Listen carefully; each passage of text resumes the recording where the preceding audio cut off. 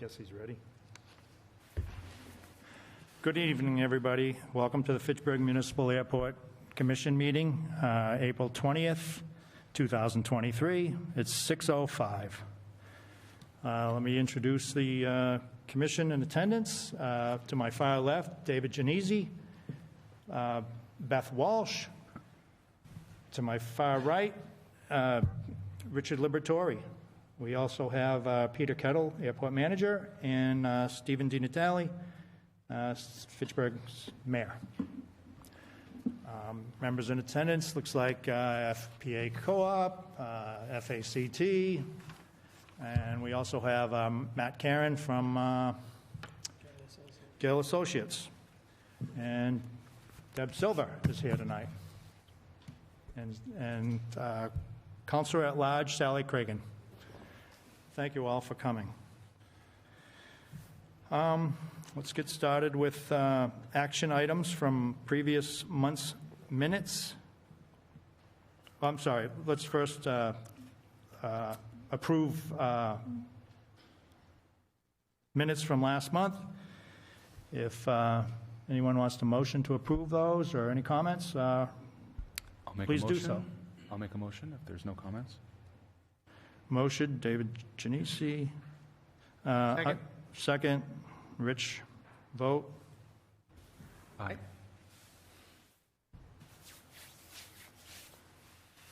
Thank you. Okay, action items from previous month's minutes. I've already looked at the action items. Every action item will be covered in either new or old business in the agenda tonight, so I'm gonna skip that portion. Item 2, correspondence to the commission. We have yes. Go ahead, Peter. That's the proposal letter from Greg Denning, who's sitting in the back. Reference commencing the Flying Squirrel Aviation Company, whereby he's going to train people on special maneuvers on aircraft. I did send you all a copy of that letter. We received on the 20th of March, which was after the last meeting, which we asked Greg to do, which he did. And now basically it needs reviewing and action on it. So it's really over to the commission. Thank you, Peter. I'm sure that the commissioners have had a chance to read it. We understand what he intends to do. Greg, would you like to speak?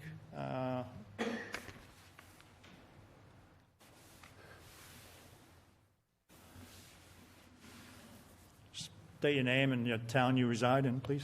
Greg Denning, Shirley, Mass. I'm a tenant at the airport. I have an airplane there. I would be happy to answer any questions from the letter. Probably the only points that I have to make about that, basically it's a small one-person, at this point, business to provide specialty flight instruction. I'm basically just going to operate out of the T hangar that I rent, a very small operation. I do not envision this as using any more resources than any other users, so I don't consider it to be a burden on the airport. Basically, nobody's going to know I'm doing this except for the people I'm working with. I will be providing some fairly unusual services that are not commonly made available to the flying community. The 3 types of training are primarily safety training. They're very hard to come by. There have been 3 companies in this area that have given them 3 flight schools. They're all gone. They all had other reasons for doing it other than making money. It's a pretty strange thing that requires special training and special airplanes. And I view it mostly as a benefit to the aviation community. I consider it basically offering a desirable service to the airport and to the aviation community using the airport and to the region. It is not a lucrative endeavor, let's say. The three companies that have done this in the past basically did it for reasons other than making money. They had some interest in this kind of training. For me, quite honestly, it's pretty much a hobby job. My financial goals are to not lose so much money that the IRS disallows me as a business. So it's, you know, I'm not, I would urge you to not view this as a cash cow for the airport, let's say. Other than that, all I'm basically looking for is permission to operate as a business there. So, couple questions. Your business address, is it at the airport? It is my house in Shirley. And you know, as of right now, with the current minimum standards, there's an insurance requirement to operate at the airport. Are you aware of that? Using the old minimum standards? Yeah, well, obviously. The old ones, Yes. but current, yes. Yes, it's not entirely clear to me which category I'd fall in. I think it was probably, actually, I'm not going to make up the figure. I'm going to say $500,000 for the liability. I will make a side point. I did actually get a quote on, when all this started happening a couple months ago, 4 months ago, I did get a quote on general commercial liability insurance. It sort of baffled the insurance company, to be honest. They weren't quite sure what to make of me. I was able to get a quote. It was about $1,000 for $2 million. It did not seem to be particularly useful to anything. It was 139 pages long, I think, mostly lots of exceptions, including exceptions for anything having to do with airplanes, strangely. So I guess it would be great if they trip over the threshold going into the hangar, but it didn't seem like much use other than that. Now, this was just a casual thing. I did not get back to them and ask them about that point, but yeah, I'm not,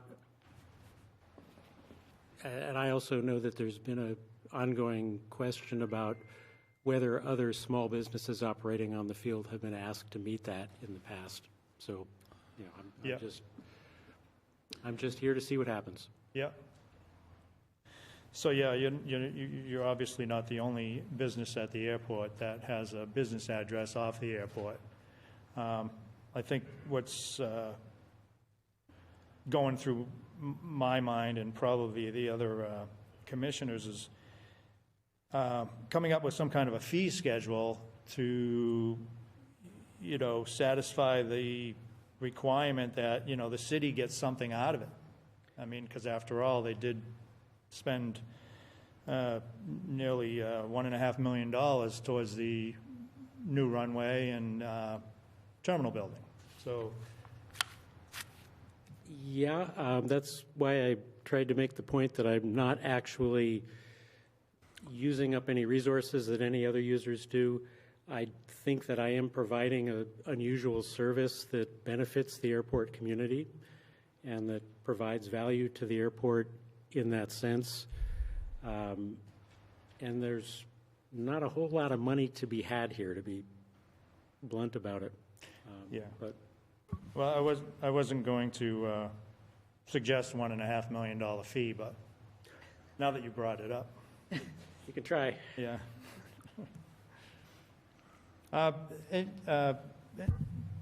Any other commissioners would like to comment on, you know, not only Greg Dinning's request, but, you know, other businesses at the, well, businesses off-site of the airport that are using the airport as a, you know, a place to either meet or greet clients or what have you. So, I just have one question. Go ahead. How many people are you thinking are going to be part of this program?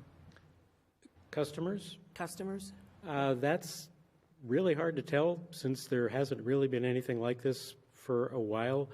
My general target is, as I wrote in the letter, 50 to 75 operations a year, that's probably all I can deal with. I'm an old man, and this is pretty strenuous stuff, actually. That would probably, it's hard to say how it's going to break down.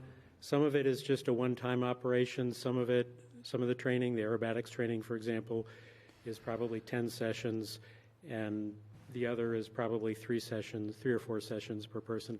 So maybe, wild guess, 30 different pilots would be coming on the field. Okay, On the field or coming on the field. okay. Thank you. This is could be a very easy question. Could you just tell us how the airport will benefit from this? I know you said that in general terms, but just curious from your words. I think it's benefiting you in a couple of ways. First, some of the services are valuable to people on the field. I don't believe that Fitchburg Colonial FCA has a way to do some of this training. I've been asked by some of their instructors whether I would provide it. I think the training, some of the other training, the unusual attitudes training, is valuable to the pilots on the field. I'm fairly regularly asked by people just around the airport whether I do that. And it's also going to be a draw to other pilots in the region who are going to be coming to Fitchburg, who probably haven't been here since the restaurant closed down. And they're going to see that you have a nice new runway, that you have a nice new terminal building, that there is actually stuff going on at Fitchburg. Basically, I would hope that if it works well, it's going to be bringing people in the region to the airport, just attracting attention. Greg, on that thought, how are you going to advertise your service? I'm And I'm actually not. sure you're going to, in some form, you've got to reach out to other airports, other pilots. I mean, I know there's a pilot network. I don't think I'm going to have to try very hard. I can go to some of the local flight schools and let them know that I'm doing this. That's going to get some of the training interest. For the aerobatic stuff, I'm active in the aerobatic community in New England, and there's no other options for this. I have connections in that network where I can post notice of my business, and people are going to come. So your to service me. is kind of unique. It's not. Yes. Okay. And there's kind of 3 different categories, and it depends on which category. The flight schools, I would contact individually. The unusual attitudes, I think, is going to be word of mouth, maybe through the flight schools. And the aerobatics is just from an existing community that I'm a part of. Okay. Anyone else? Well, I think that I'm going to motion to approve your request in accordance with the current minimum standards. Okay, so which category would you consider this, and can you remind me as to what the insurance requirements are for that? Hold on. Making you work for it. Yes. This is that hard-to-read graph at the end of the minimum standards, I think, that hard-to-read table. I don't know if I have that with me.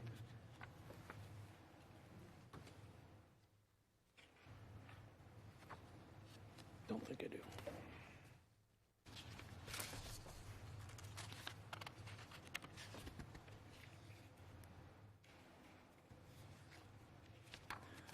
Maybe it was the first one, 5.1. While he finds that, I just want to say I find the name of your business highly entertaining, by the way. I like squirrels. The FBO flight instruction category has $1 million, and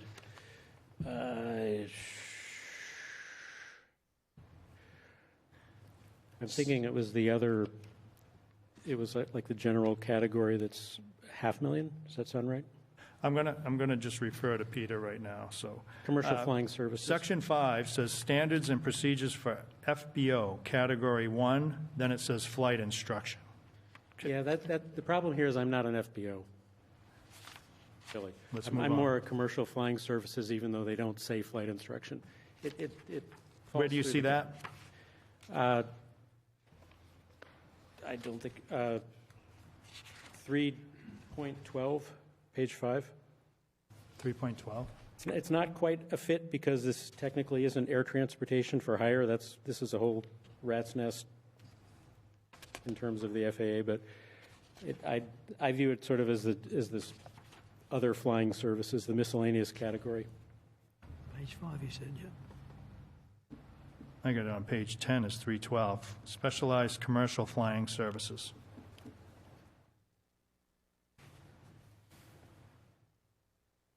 I have a 312G, any other operations specifically excluded from Part 135 of the Federal Aviation Regulations. I don't know. I mean, FBOs are places with offices and stuff like that, and that's really not what I'm doing here. It seemed like a better fit than the flight school, FBO flight school.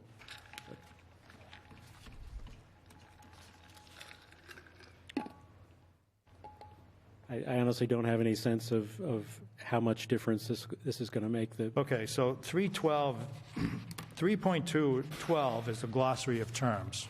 Yeah, that's all I have copied. That's all I have with me. And then, is it covered in standards and procedures?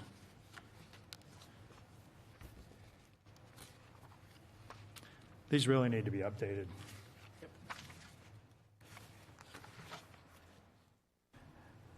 And then Section 13 is standards and procedures for the conduct of specialized commercial flying services. Yeah, I don't have that with me. I'm sorry? I don't have that with me. I don't have the whole thing.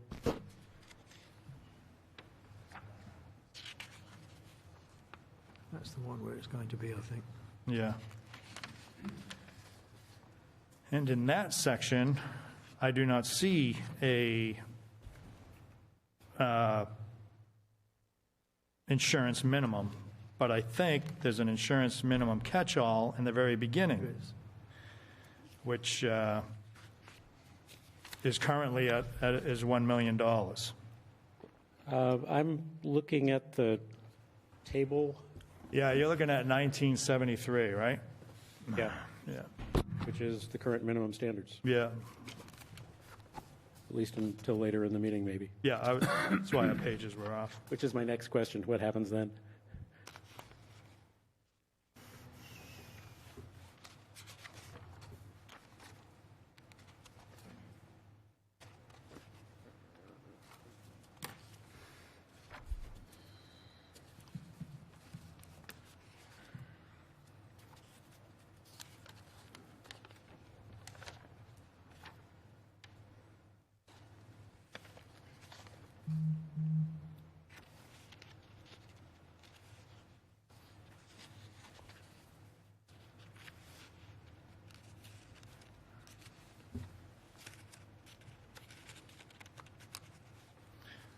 So, Peter, do you know if there is a catch, a general statement like that in the old 1973? There is. There is, yeah. Yes.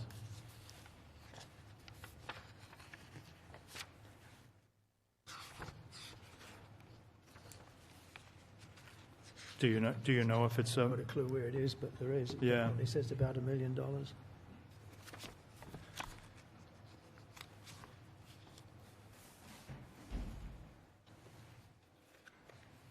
Oh, there's actually, like you said, a table.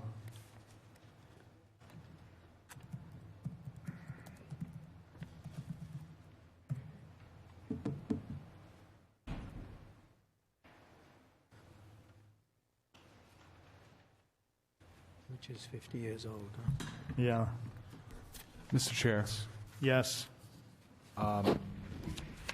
just a question. Do all business, and maybe, Mr. Mayor, you know, do all businesses require to go through an application process through City Hall? I'm not sure how that would have, the fact that it's an airport function, probably not. You're before this board, and that's sufficient, I believe. Okay. Just question that I came to mind. I'm not actually based in Fitchburg, so conducting operations at the airport. The I mean, business isn't centered in Fitchburg. Greg, I'm going to have to get back to you to see where this is written. But I guess all I can say tonight is it's going to be in accordance with the current minimum standards from Okay. 1973. Can I jump ahead and say what happens when the new minimum standards comes in with a higher value? Would I be retroactive, or would I be grandfathered, or does it get knocked out? I guess it's our decision. It will not be retroactive to the time you open your business, but I would say yearly.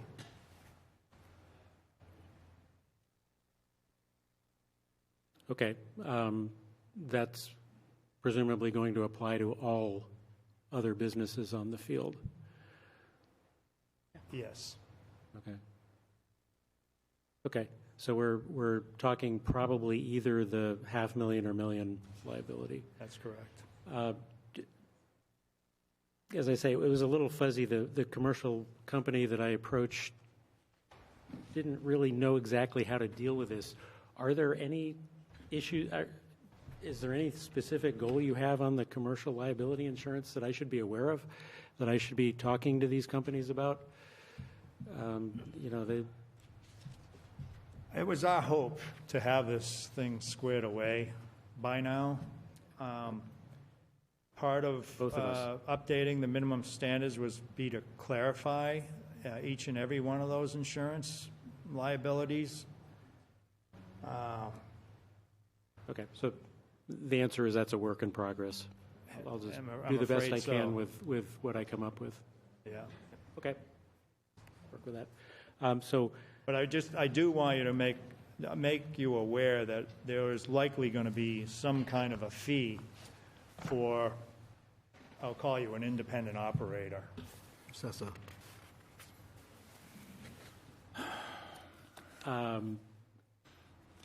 Okay, can you give me any hints as to what that's likely to be? Fixed charge, permit fee? I mean, off the top of my head, I'm thinking $400 a year.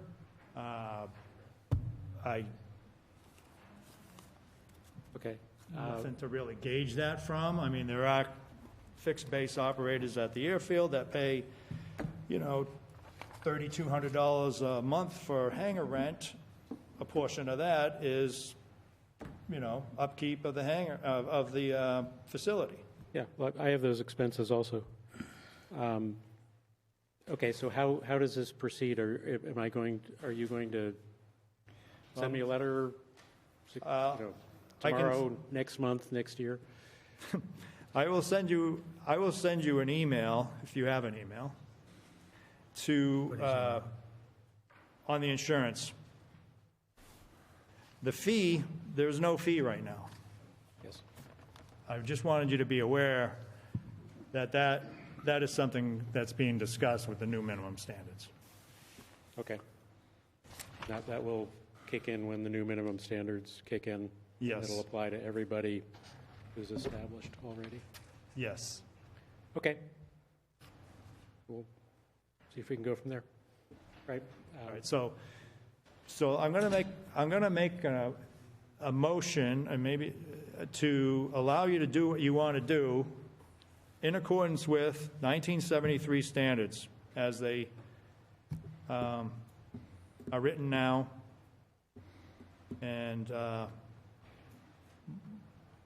I guess it's contingent on classifying you in one of these categories, Understand. which we will get back to you on that. Okay. If you just want to read him that. It's either a license or and that's 519060B.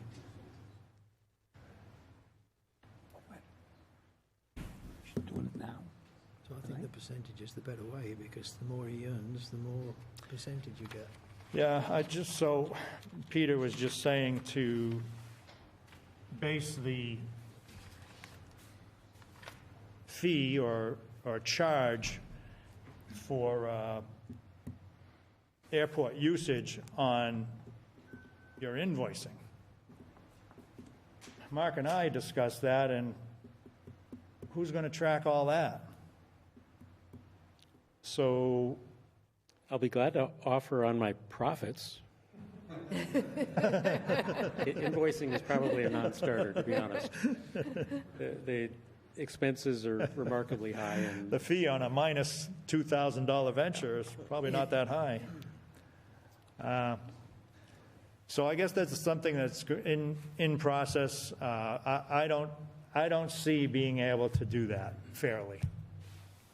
I don't either, Yeah. to be honest. It's, It would just, the numbers here are just kind of all over the place, and it's just not- correct, and there's not too many practical. other people doing all kinds of things. And, you know, if somebody walks onto the airport and installs a $200,000 radio, is that part of it too? Yeah, no, in my mind. The labor to do so, yeah, should be part of it. But I think a fee is a better way.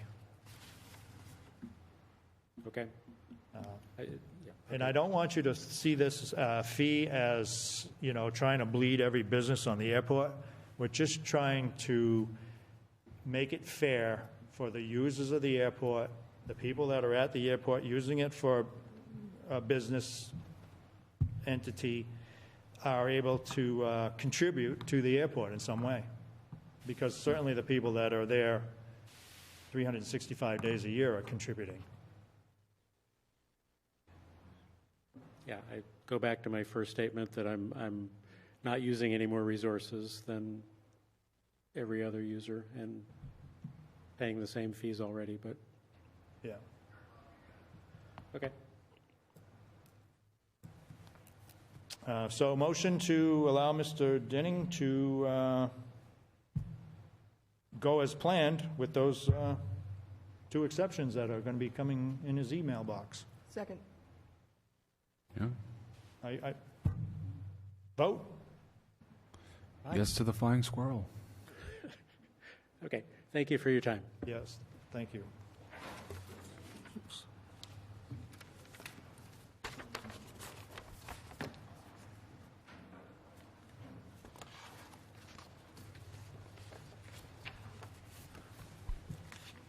Now, I got to find the agenda again. Okay, I'll review now. All right, item 3, monthly project update, Gale Associates, Mr. Matt Karen. Good evening, Mr. Chairman, and good evening, members of the Fitchburg Airport Commission. Matt Karen with Gale Associates for the record. 2 projects that we are administering on behalf of the Airport Commission. The first one, which has been somewhat ongoing since we originally submitted a grant application back in 2022, and that is the Environmental Assessment and Wildlife Hazard Assessment Project. I am happy to report this month that that project has been funded by the FAA under their bipartisan infrastructure law funding grant, so that's good news. We are waiting for the Mass DOT portion of that to be awarded by the Mass DOT, by the agency. There's the contract and the financial piece, which is making its way through the city as we speak. I believe, Peter, that's May 4th. We should have a final decision on that. It was voted last night at the City Council to move it forward to the Financial Committee. And then it goes back to the City Council. Is that yes. correct? Yes. So we won't know until May 4th whether or not that's, officially approved from the city, but it sounds like progress is being made on that, which is great. And again, there's 2 components to this project. The first is the environmental assessment piece. What that does is it takes a look at all of the projects that were recommended from the master plan project that we previously did. We need to vet that through the National Environmental Protection Act in accordance with FAA regulations. So that's where that's coming online. Then there's the wildlife hazard assessment component. That's going to take a look at all of the wildlife and endangered species and stuff like that that may or may not have an effect on operations at the airport. One of the projects in the master plan that was discussed was fencing, full perimeter fencing for the airport. In order for the FAA to fund something like that, it does need to be supported through a wildlife hazard assessment. That's partially one of the reasons why that component is part of this project. So we have sub-consultants all lined up. Everything's in place. We're just waiting for formal approval from the city. We'll then circulate the contracts, and then we'll be looking forward to kicking off that project. And we'll have more, I guess, robust monthly updates for the commission and things to discuss and the commission to look at as we move forward. Any questions on that project? Yes, please. Yeah. Go ahead, Peter. Approximately a week and a half ago, we actually had a deer strike on the airport. Oh, you An did? aircraft belonging to the FCA Flight Centre was coming into land just before touchdown. This deer ran out in front of it. It missed the prop, thank goodness, so there was no prop strike. But its neck went around the spar that was supporting the wing on a 172. Yep. And its head went one way and its body went the other way. And it snapped its neck immediately and killed it. But it did damage the actual side of the actual aircraft. So that's in repair at the moment. Do you know if that was reported to the FAA? It was. It was. Well, I okay. went through the USDA and everybody else, and it was reported to Drew Mahaley at Masdot Aeronautics. And from that, I contacted the USDA to ask them what it would cost to come in and get rid of the actual deer on the airport, because one time last year we saw 23 deer in a herd on the old 20 area. And you can imagine 23 deers running across if a jet's coming into land or anybody else on the airport. It's really, really dangerous. So today I got the quote for them to come in for 10 nights, $10,000. So my question, Matt, is do we wait for the official wildlife hazard assessment and then make a decision of whether we go with the USDA or we do it ourselves? Yeah, I mean, that's really obviously a call for the commission. I can say that as part of that wildlife hazard assessment, there is going to be recommendations for managing, deer and fox and coyotes and whatever else you may have out there. Tough to say. I mean, I don't want to say one thing and then have there be, an incident out there. But this report, this plan, it will put together, like I said, a management plan to address, that type of wildlife and recommendations for the Airport Commission to do in advance of, full permanent fencing or whatever other methods that may come up that are best suited for the airport to prevent that sort of, incident from happening Right. again. I've got to be honest, the pilots that are sitting in this room and the other pilots at the airport are very good in letting us know when there's deer in the area. They do talk to themselves that it's at the 32 end, it's at the 142 end, so planes will go around until we've actually moved them. So maybe it might be advisable just to wait for the wildlife hazard assessment to be completed before we decide what to do. But after May the 4th, how long is it going to take to get that wildlife hazard assessment completed? So, I mean, that's a good question. So for a wildlife hazard assessment and a wildlife management plan, they do a full 1-year-long study of wildlife. So essentially, they want to capture the wildlife in the springtime, in the summertime, fall, winter, et cetera. I mean, they want to make sure they're getting, patterns of behavior for all 4 seasons. I don't think that necessarily precludes us from working with the wildlife hazard specialist to talk about certain things like deer strikes and what we can be doing in the interim while we're waiting for a full report to come out. So, again, study year long, but I think we can maybe work with that individual on recommendations. Okay, so that leads me to another question then. The environmental assessment, how long will that take?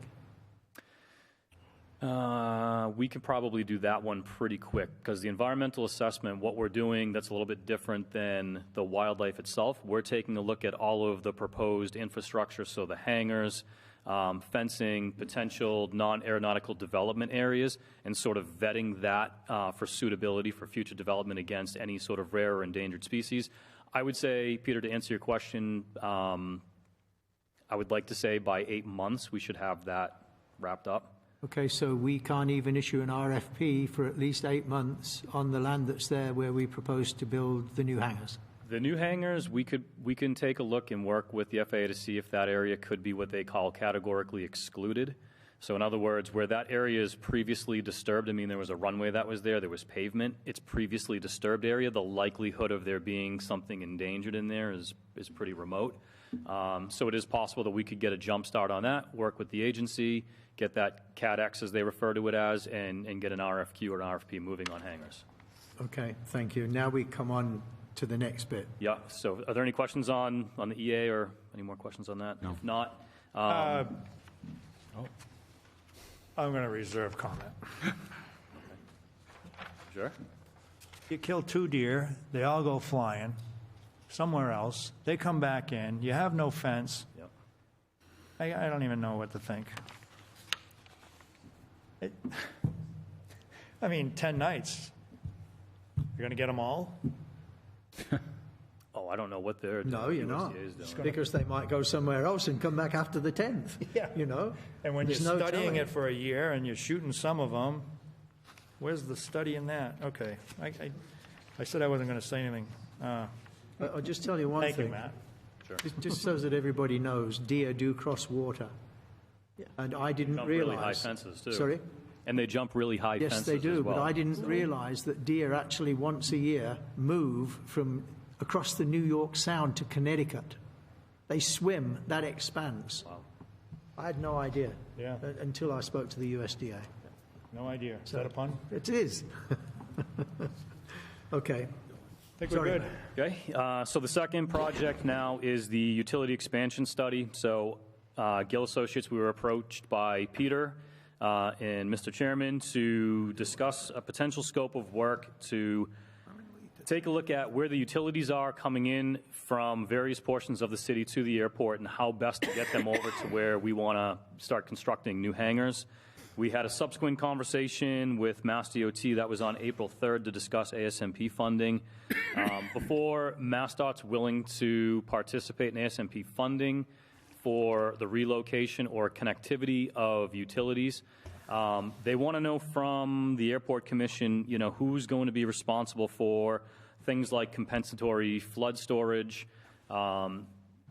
taxi lanes, and other pavements and stuff like that, and essentially the siting of when the hangars are going to be constructed and where they're going to be constructed. So I think there's probably a little bit more conversation that's needed between Gill Associates, the Airport Commission, you know, the commission amongst yourselves to discuss who's going to be, you know, financially responsible for those sort of improvements before folks start coming and developing at the airport.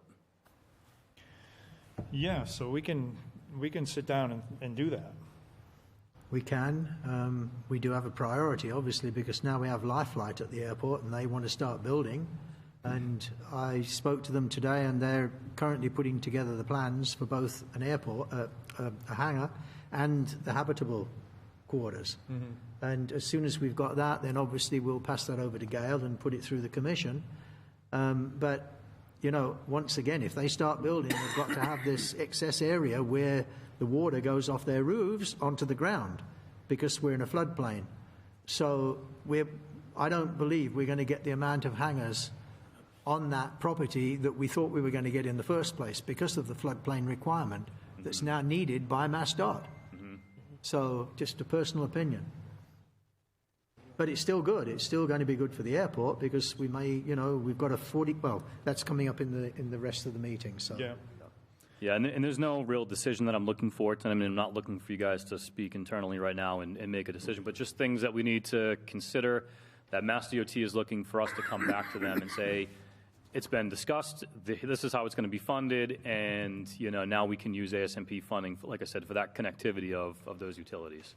Okay. So kind of So ongoing. there's a possibility somebody besides the city could pay for this Yes. infrastructure. For the actual connection of them to a central location, whereby future hangars could then connect into them and they would branch off to all those hangars. Yes. Yes, it sounds like Mass DOT is willing to at least have the conversation and discuss participating in that funding. But again, things like who's responsible for the taxi lanes. And what I mean by that is, so if you have, you know, property owner A or hangar A that comes in and wants to build, you know, a larger corporate hangar, and then you have hangar owner B who's coming in and wants to build more of like a T hangar. Who's responsible for the taxi lanes? Who's responsible for, again, you know, for that compensatory flood storage? How is that you know, in other words, it can't be haphazard development that the last person in the door is now responsible for, the first person in the door is responsible for that large capital cost of compensatory flood storage, and everybody else gets to reap the benefits of it. That's the question that Mass DOT was asking. Okay. We do need a decision because Gale aren't going to carry on and do this work without knowing that they have compensation for somebody to pay for it. So if you're going to do a scope of work, where's the money coming from? So we need to discuss where the money's going to come from so that this work can start before we can give MassDOT what they're looking for, and then we can get the RFP out. So we can't just say, okay, we need a timeline of how the payment's going to be made. Who's going to do this? Do we have to go to the city and ask for an appropriation? I see the mayor shaking his head, but, you know, Well, I mean, I guess the first question I would ask is, how much money do you need? well, we don't know. And, Yeah. and I've asked Matt to give us an idea on that. What are we looking for? Yeah, The scope and of work. respectfully, I would say that we should probably reconvene. We had that meeting again, you know, Peter, you were on that call with Mass DOT back on April 11th. I think what makes the most sense would be to sit down and put together a scope of work based on what you're asking for us to Right. do, and then we can put numbers to that. And I think we have a pretty good handle on what Mass DOT is looking for, but just another conversation to make sure that there's no miscommunication or that. I want the expectations of the commission to be understood by us so we can put together a proper scope of work and not overscope something or leave something off that perhaps you guys are hoping that we're going to answer, you know, for you all. Okay. I will take care of that. I'll call the meeting. All right? Yes. Any other questions for Matt? Matt, is that everything? That's it, unless you want to talk about more deer. I'm happy. No, I'm not going to, I'm going to reserve comment on that. Yeah. Thank you very Appreciate much. it. Thanks, Maybe Matt. that Thank you. 10-foot fence isn't going to be high enough.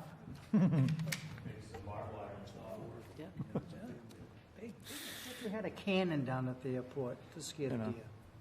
Yeah, they walk up to it now and it goes It's only off and they just $1,000 stay a there. night. We don't even need a fence. We just need a marksman. Yeah. The USDA It's cheaper took than that a back. fence. Pardon me? They took the cannon back, Oh, they did? yeah. But they got used to it. Really? Yeah, they were right next to it when it was going All on. right, we have to get back on subject. I'm sorry. Fitchburg Pilots Association, item 4. Any information from that on the Young Eagles? But there was an email sent out on March the 19th to the Commission, thanking Mr. Walton for his input and his dialogue in terms of what was going to take place. And really, it needs to be voted on that they can actually have this, because then I can go to the FAA and get the 7460 approved and get on with it. So the actual event's June the 18th, so can we have a vote? This says June the 12th. I beg your pardon, June the 18th, right? Yes, Okay. June the 18th. Remind me again what a 5640 A is? 7640. It's basically, if people are coming on the airport, it's all about safety, so I'll have to do a safety plan. Okay. I'll have to ask them if they're going to have any telescopic aerials going up, how high they are, et cetera, but we can do all that. But they're the main things that are going to happen, that you all got a copy of. Yep. So we just need a vote to say, yes, go ahead. Or no, don't go ahead. Or don't go ahead, yes, one or the other. All right. Any comment? No? I'd like to motion to support the Young Eagles for Aero Fair, June 18th. Second. Naturally, you got to go through Peter and fill out all the forms and more forms. Motion, Rich. Second, David.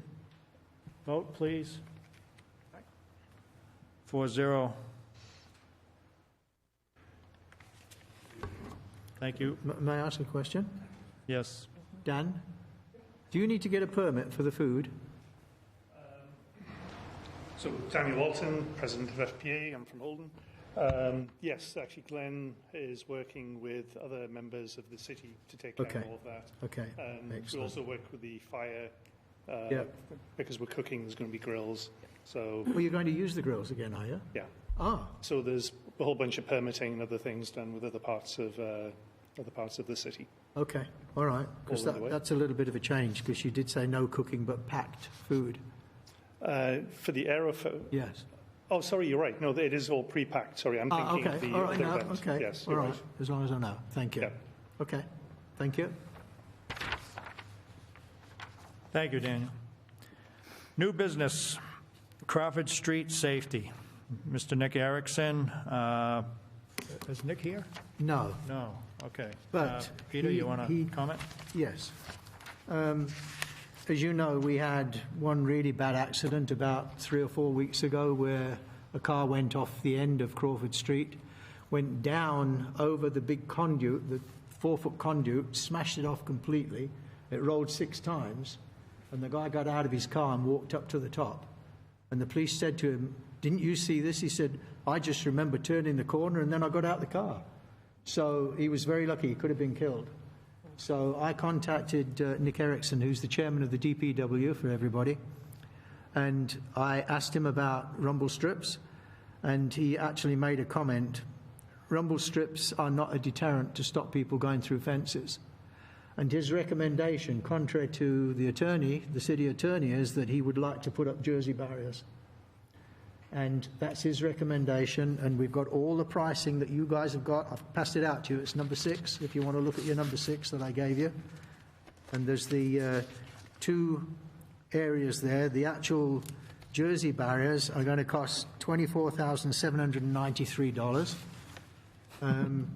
Not all of that will need to be paid for by the airport.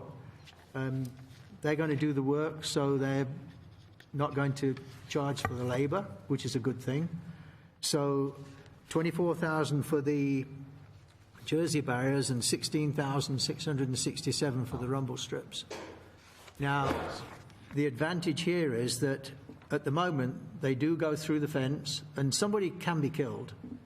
And in all honesty, my choice, let them hit a Jersey barrier, let them damage their car, but they're not going to be killed in this instance. And it's going to cost a little bit more money to repair the Jersey barrier, but you don't have the option to go through the fence and down 50 or 60 feet. So my recommendation to the Commission is that we go ahead with the attorney and the mayor's permission and get the Jersey barriers put on that one area. Can I ask a question? I've lived here my entire life. What is so challenging about that turn? It's very difficult when you're on your phone and you're texting somebody, and, you know, so... But seriously, what is the challenge? It's like every month. I know the winter time with slippery conditions and whatnot, but We had 3 episodes in the same area within 2.5 months With no snow, right? with no snow. One of them was with snow, It was. yes. okay. Who has the $24,000? And do we have to do a study? Two questions. Well, the police did a study and they said there's no problem there. There's no accidents there. That was the police study. They didn't see the what car? No, because what happens is in most cases, people go through the fence and they pull their car out again and they drive off. Right. But then we're left to repair the fence. So they don't see that. They don't get called. And it's only this last one that really got them to say, wow, you know, because we got the police there on all 3 occasions this time. So I don't know if there's any grants from the Massachusetts Road Services or Department of Highways or anything like that that we can go to. And maybe I could look into that. I mean, I don't see why the airport has to pay the city to... Well, it's a Protect state our road, fence. right? It's a state road. It's not a city road, right? No, I don't think, it's not a state road. Is Crawford It's city Street road. city? City Yeah, okay. Yeah, So can we get anything from... I don't know. I mean, that's a question for Erickson. Right, well, he's told me that there is a charge, so... Yeah. And the guardrail's not an option? No, he said it would slow them down, but the cost to repair it is much more expensive than what it is to repair a Jersey barrier. Much more expensive. Yeah, because they block them up and link them. Right. So if the car goes through one section or 2, they pull them out and they just replace them. So, At a cost, Oh, no, it's, but the passenger's not dead. yeah, I mean, when they do guardrails, they do those in sections as well. But at each section, you need that They're set compression. into the ground, and then if the base is disturbed, then they have to redig, replant. I mean, I get that, but So the initial fee for guardrails, is it cheaper than the Jersey barriers? We don't know. I thought No. we could have explored that. He said the guardrails really are out of the question. What about traffic, what about a traffic camera? For these geniuses that go through the fence, pull out and go away. They've got these drive speed away. devices up there at the moment. They've just put 2 speed devices up there. Yeah. And they've slowed them down somewhat. They really have. But I mean, on that very same corner this week, somebody went straight across the road into a telegraph pole and knocked it over the car. During the day, just at lunchtime. A telegraph pole? What do you call it? You know what I'm talking about. Sorry, I'm a Brit. Dan, you know what I'm talking about, don't you?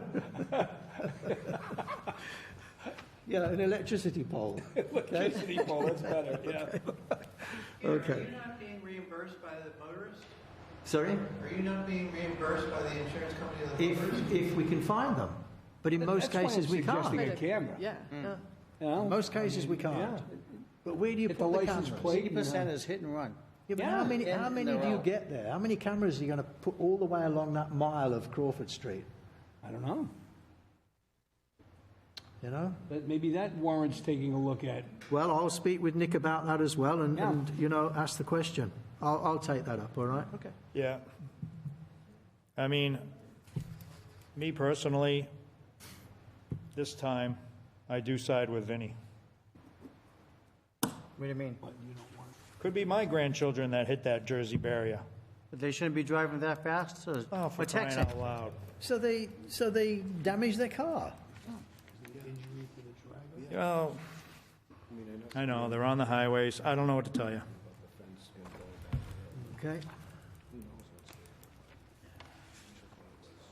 Okay, so you've got me down as action item on that. All right? I would like a cost comparison for guardrails as well. Yeah, I'll do it. I've got it here, look. Okay? Then we can put cameras up and they can pay for the guardrail. I don't know. And a life flight, thank God there'll be a life flight there. We have the life flight at the hospital, at the airport, right? Yes, we do. So if you put the Jersey barriers, there's a higher percentage of survival Yeah, there is, absolutely. That's So, a so joke. you're happy now then, are you? for our kids. You happy now? Okay, excellent. So we're good. Excellent. Okay, come on, let's go.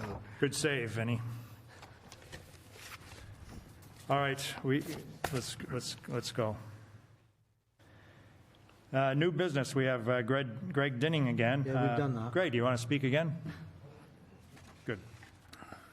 Item 3, electric charging stations. The FHWA, which is the Federal Highway Administration Authority, and this was given to me by the Pilots Association, is actually doing grants for charging stations. And I need advice from you guys whether you want me to try and contact these people and see if we can get a grant down here at the airport to put up charging stations Peter, what kind of Cars. charging for cars? for Thank you. cars. There's a $700 million grant, and you know, the grant's open now. It's open until May the 30th. You have to apply. So, do we want charging stations on the airport? Didn't Well, we have a proposal All right, here we go. a while ago on that? No. Do we need one for Chevys? No. That Ford? was the Tesla? charging stations on Land Crawford Rovers? Street. Set the Jersey barriers instead? Pardon? I guess the question is, how many electric cars do you see pull up to the airport, Peter, on a regular Couple. basis? Couple? Yeah, Is there a not- charge, or do we have to pay for the electricity? Is that a pun? No, they have to pay for the electricity. Yeah. There would be a charge, definitely. But it takes up parking spots. Yeah? Can you Well, I park guess in an it electric depends. spot and get No, ticketed if you I have an think so. electric car? I think so. It depends how many you'd be looking, like, Well, let's Like see one if or we two? can get a grant at the Yeah. start, all right? well, I'm just speaking in terms of taking up parking space. Yeah, So we explore the opportunity. okay. Yeah. I will do that. Agree. Put that down for me as well, Rich, please. Any other comments on the charging stations? Item 4, USDA. Yeah, we've just done that. That was the $10,000. for the culling and, you know. Item 5, PPG. Is that another telegraph pole, or is it? Powered paragliders. Oh, paragliders. I sent you that email, so you've all got that email asking you about whether you want to go ahead for another session with them. They've got an insurance cover that I sent you as well. Basically, I'd like to know if it was number 5 that you've got. What you think about them coming. We get about $2,000 out of them for one session. It's revenue for the airport. I don't know what the general public feel about that, the FBA and FACT, but they do run a good show. They're responsible. I believe they have the appropriate insurance. But So is this a weekend event? Is there? It's midweek. Do they need a weather date as well, or rain date? Yeah. It's usually about 5 days, and if it rains, then they'll come back the next day. And can airplanes still land at the Absolutely. the runway I'm while keeping this is them going on? completely away. I've given them a separate flight path to follow, Yeah. not to come anywhere near the active runway or the active taxiway. Any comment? No. That makes sense. Any pilots like to comment? Any non-pilots like to comment? It's a good idea. Do you have a motion to Make motion. approve? We approve it. Motion, Rich. Second? Second, Beth. Vote, please. 4-0. Excellent.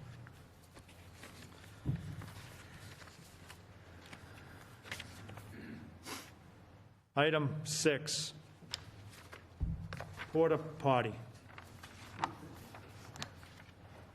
Do you want me to do an Mr. introduction on Peters?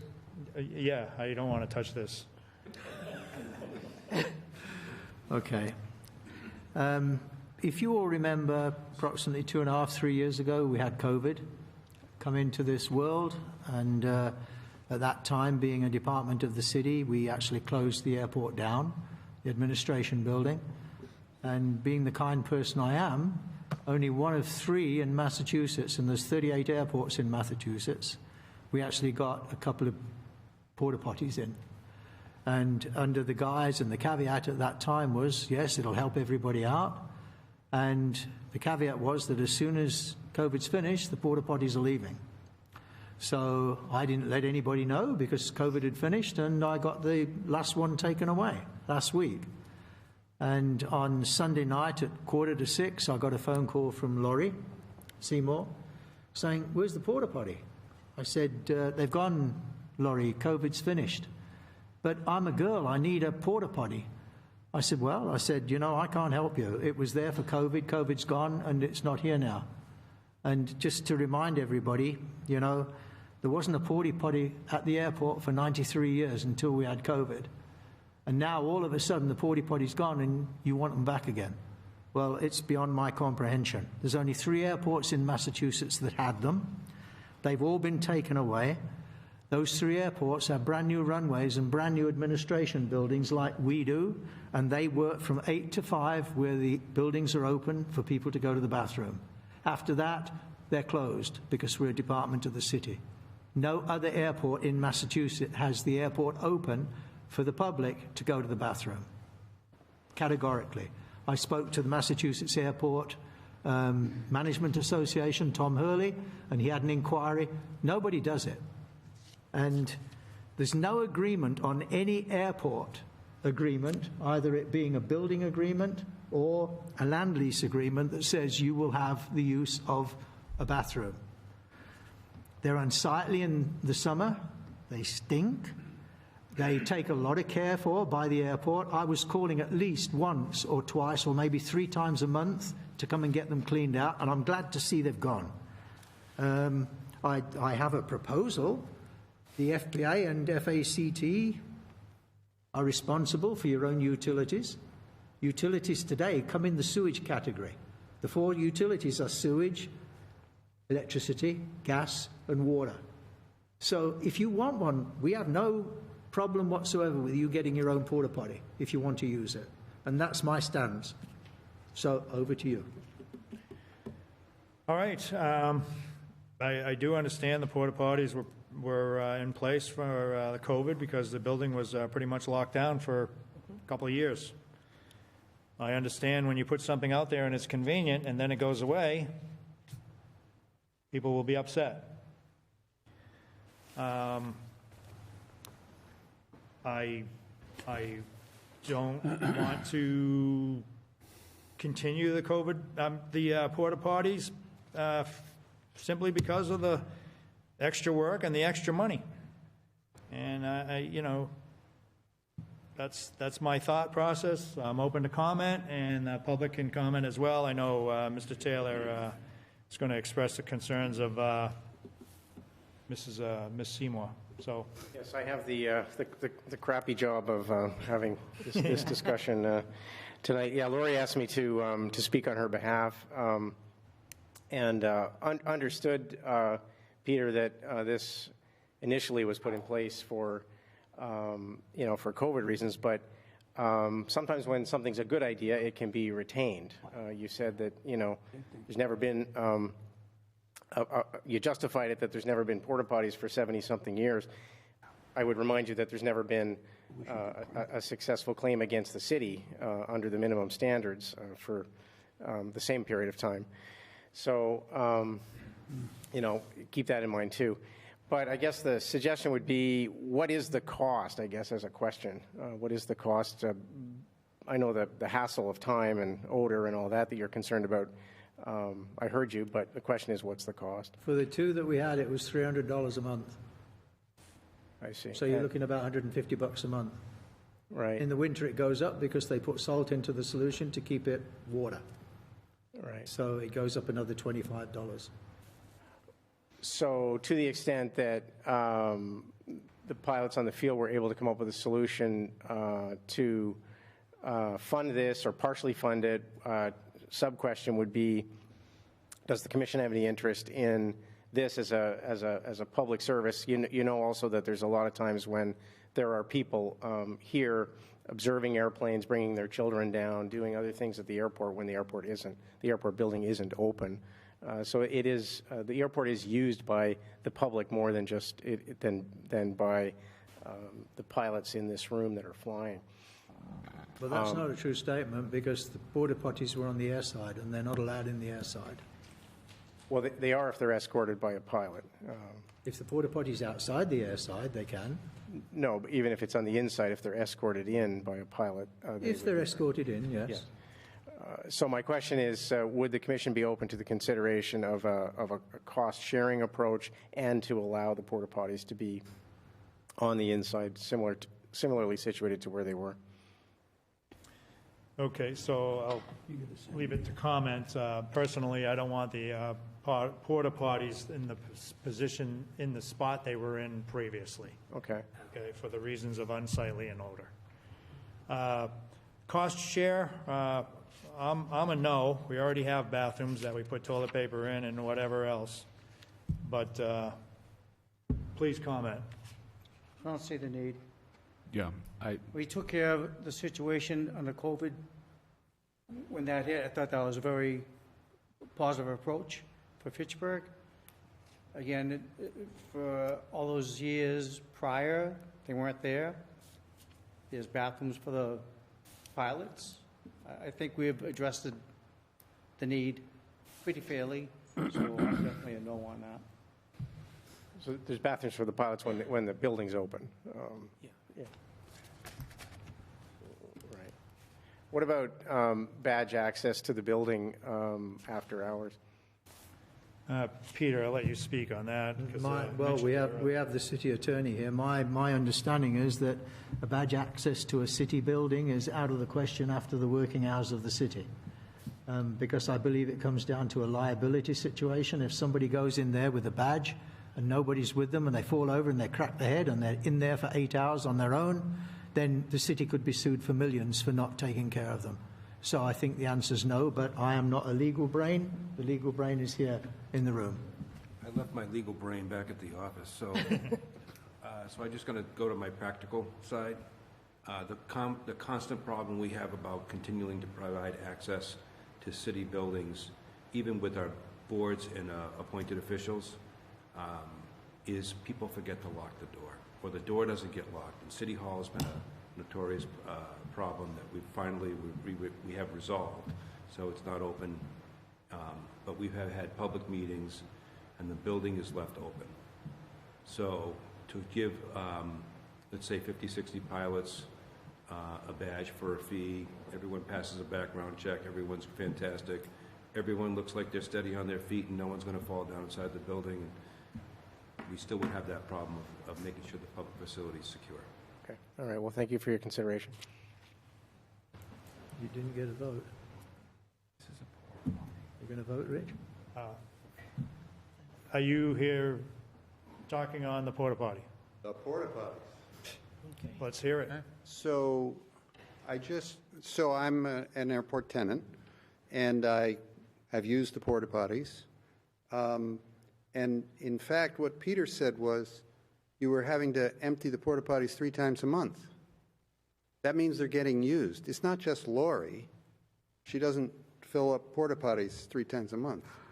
So this is, even with the building open and so on, they're getting used enough to fill up 3 times a month. So how big is the airport budget? I've been challenged to make this airport into a profitable airport. We're almost there. I got that, You know? but we're talking about $3,600 a year on a multi-million-dollar operation, I'm assuming. What's $1 million? Well, I don't know. How big is it? At the moment, we're just going to go over $1 million. Okay. Just going to go over $1 million. $3,600 on $1 million is like chump change. You can't even That's find not that. profit, Mike. That's not $1 million profit. You In know? $1 million budget, I mean, you know, I used to run a business. That's like margin of error. Not in the airport's case. And so sometimes I fly down to Chester, Connecticut, small airport. There's a little building there. They keep a little thing open so you can get to the toilet in the airport. I mean, this is not outlandish. People actually use bathrooms. I don't know what they did for the other 93 years. I'm guessing they used the woods mostly. There weren't a lot of female pilots back then. But, you know, we try to use the toilets, you know. So if it's being pumped 3 times a month, that means it's being used. And I don't. It doesn't sound like a sort of a frivolous thing. Mm-hmm. Thank you. They're being used mainly during the day, not at night. Mm-hmm. Mark Collier, a quick comment on the same topic.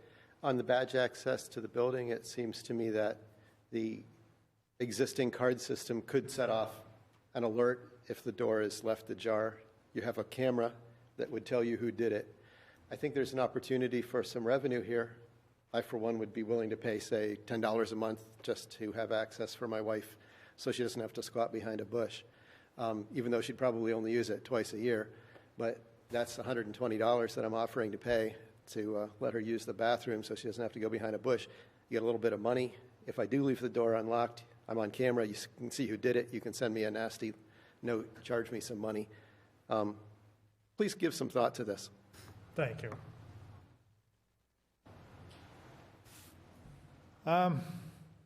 Sorry, Porta potty? I got to prolong this. It's such a lovely topic. So if I sound a little glib, I'm Peter Hoffman. If I sound a little glib, it's because it's unbelievable to me that we have a brand new multi-million-dollar building with 3 toilets, not 1, and we're not given access. As the mayor or the solicitor said, there's access to the city hall with badge access for authorized folks. I'm one of those authorized folks in my town.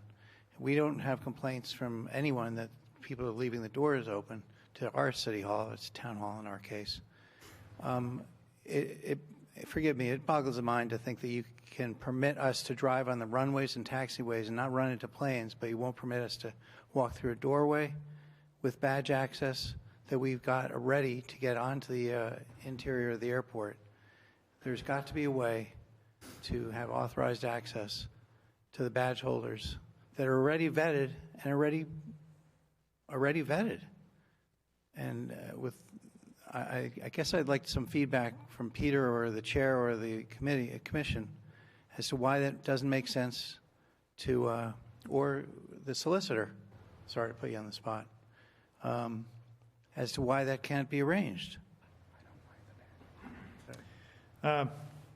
Again, Vinny has spoken about having the door unlocked, and yeah, there can be an alert.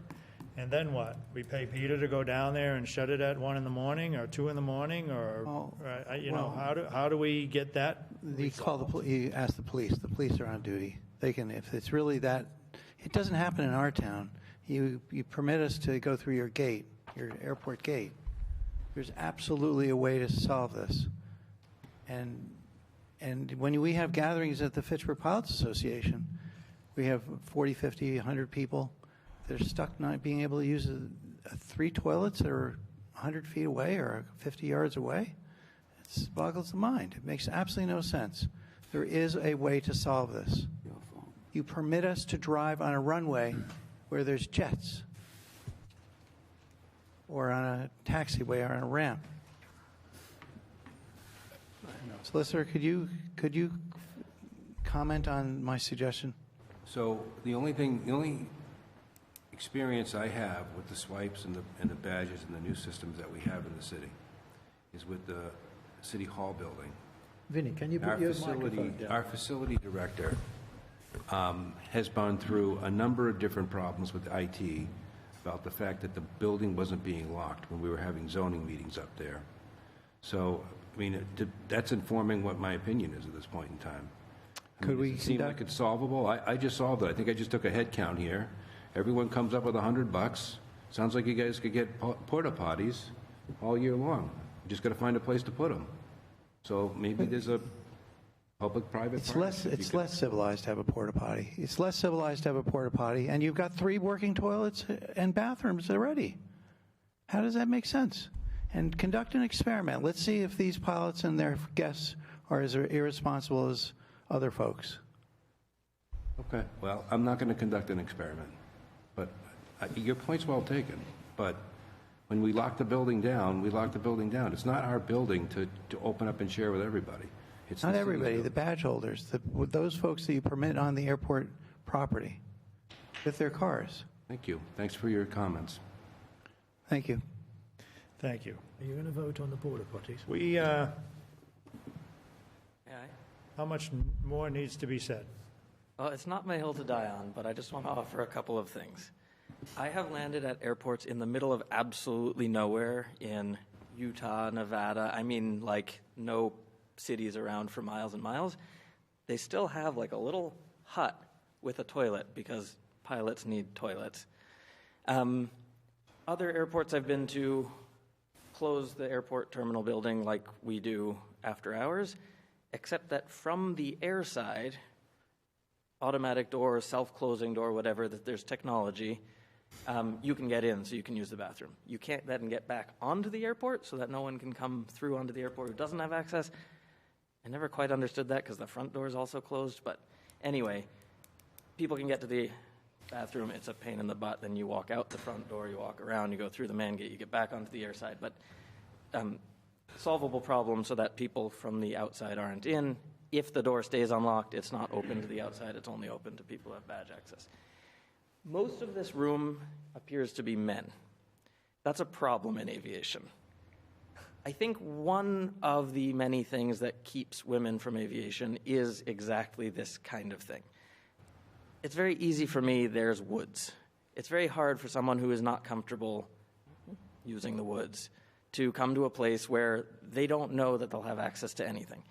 I'm not saying it needs to be a porta potty, badge access from the inside, something, a little shack on the side, outside of the building with a toilet. There's plenty. I've been to airports that have a toilet every like 3 hangar rows on the end of the hangar. So some thoughts in other directions to open up the design space, so to speak. Thank you. Okay, we asked everyone's opinion earlier, and it has gone into badge access. So let's get back to porta potty. I would like a motion to either bring back the porta potty or eliminate the porta potty. So a motion to bring back the porta potty is on the floor. Do we have a motion to bring back the porta potty? No. Take a vote, please. A no vote is don't bring back the porta potty. No. I'm sorry, there was no motion.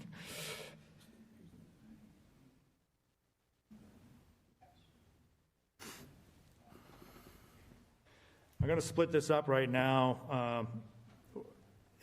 We're going to keep on the porta potty subject.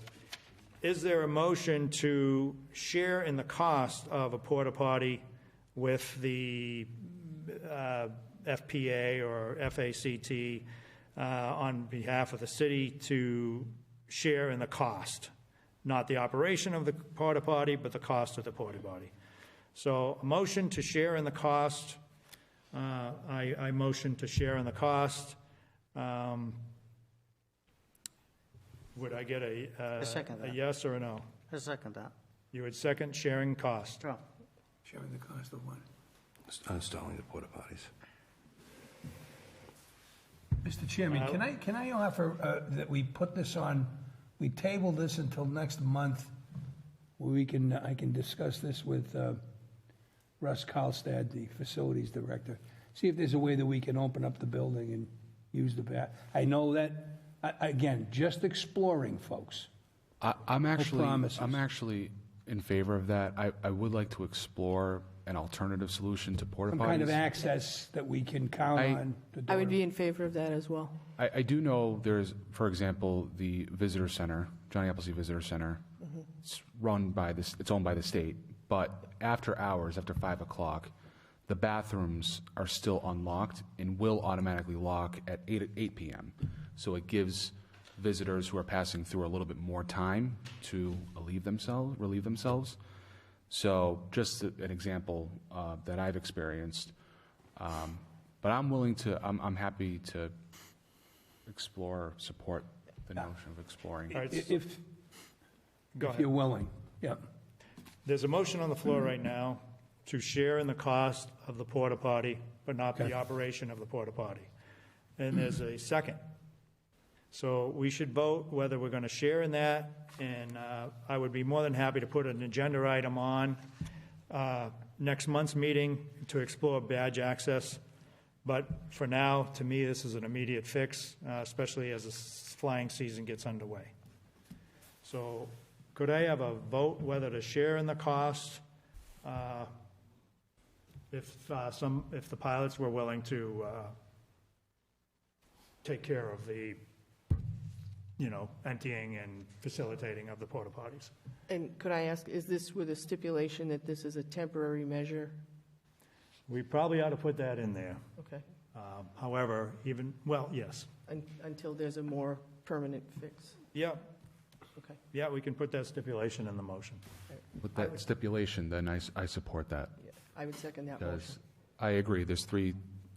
All right. So could we vote, please? Yeah. Vote on sharing cost.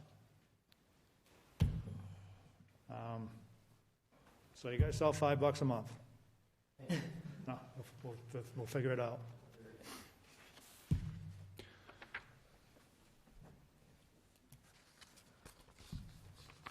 Item 7, Air Methods Hangar 18 sublease.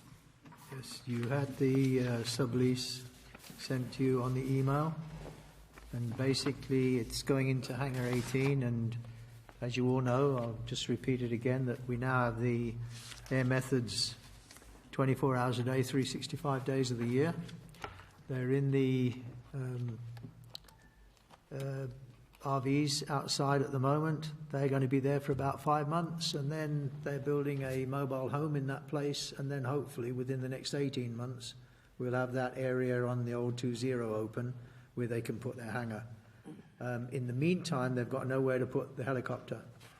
So I spoke with Rich Corley, and Rich Corley's come up with allowing them to use Hangar 18, and they've actually sent through a sublease agreement with Corley and Woodford, and basically it needs to be approved by the Commission for them to go ahead with that sublease. It's just a standard sublease. Vinny, it's the one that they sent to us, which we declined, and we went out with our own, that you did. But that's nothing to do with us. It's Hangar 18 together with Air Methods. It's up to them, but we have to approve it. I think your primary focus on approval is the occupant of the premises. Is the what, sorry? Is the people that, the organization that will be occupying the premises. Right. Not necessarily the terms of the sublease, as long as the lease that we have is not being modified, which it's not. Right. So we're all set. Right, yeah, exactly. Thank you. So I just have a couple items I scratched down. Sublease, as long as the terms in this sublease don't exceed the terms of the primary lease. I think that's, we have to make sure that we're not allowing him to sublease 10 years when he's only got 5 years left on the lease. I don't have the primary lease here. The primary lease runs out in 4 years. So this is a possible three-year term. Yep. The other item,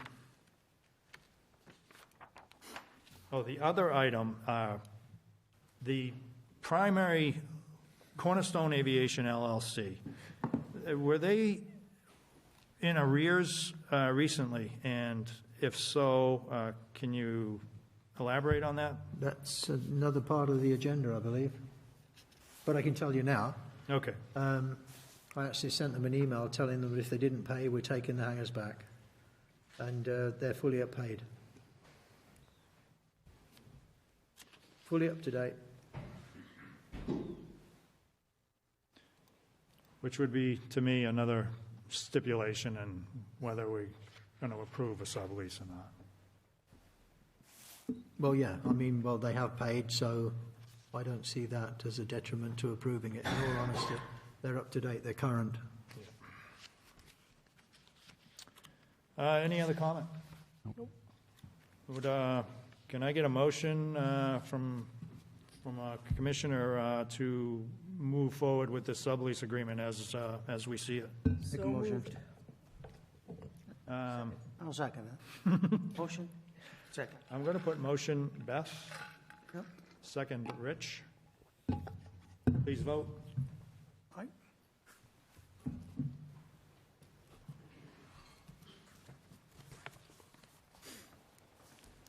Thank you. Okay, thanks. You all set, Peter? Yeah, do I need to recuse myself now? You do.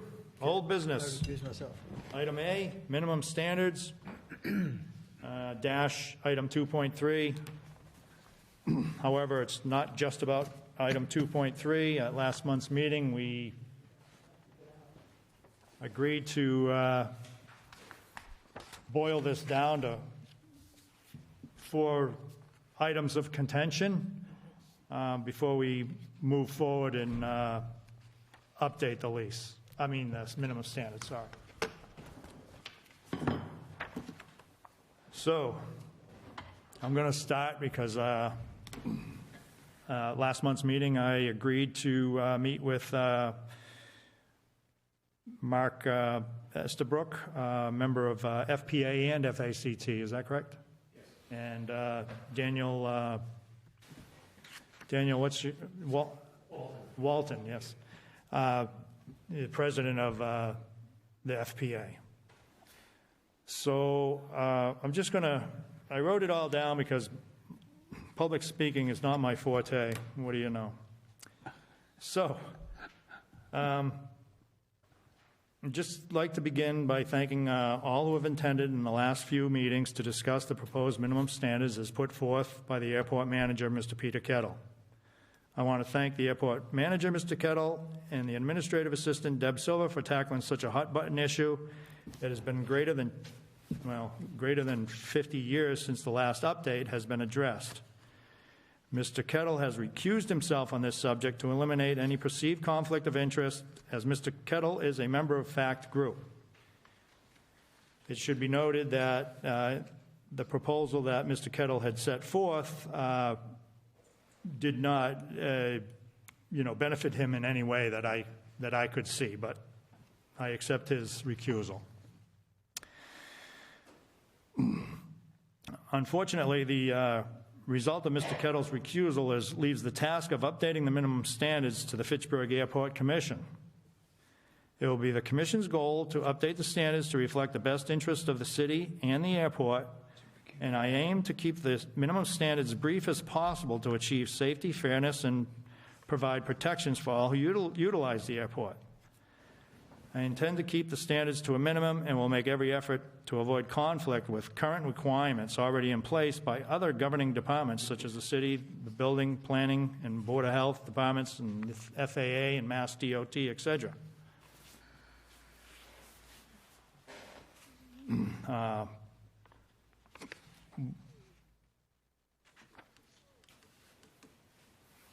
So just to summarize the last two meetings, I have met, like I said, twice. I have been enlightened to my understanding of the general nature of the day-to-day activity at the airport from the user's perspective. I have come to learn that of the many aircraft that overnight here at the airport do not all fit under just one category. There are single aircraft, one owner, single aircraft, multiple owners, aircraft that are lease backs, flight schools, aircrafts that are in some form of disrepair, etc. I think it is fair to say that this diversity of owners and users of the aircraft is what makes Fitchburg unique and has contributed to the success of the airport over the last 50 years through good times and bad times.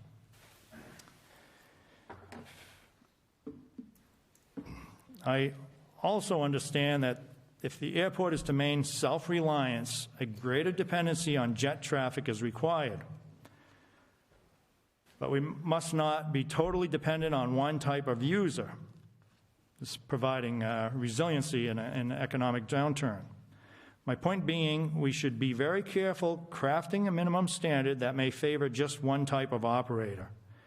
The airport is acutely aware that the benefits a jet aircraft provides, simply stated, jets consume more fuel, which equates to a greater income stream made possible by the thirst for fuel. The FAA is aware of this as well, and it's likely the main reason we were approved for a 5,000-foot runway. I mention all this because updating the minimum standards is extremely challenging. To apply a one-size-fits-all mandate, a high minimum insurance recommendation for a client that operates a small to mid-sized jet may have little effect on the operator, but the same mandate could put a small private operator out of business or force a longtime tenant to relocate to another field. Where is the fairness in that? The FAA has published advisory circulars relating to this subject matter as it relates to updating minimum standards, and I certainly will reference any advisory circular on the FAA recommends. The FAA published an airport compliance manual regarding specifics to avoid, like exclusive rights or rules which may not equal a fare. The Commission will again, act in this guidance. I should mention Mr. Estabrook in our recent conversation is opposed to a so-called grandfather clause as it relates to minimum standard compliance, meaning the new minimum standards are only for new clients or prospectives, and he opposes that, and I also agree.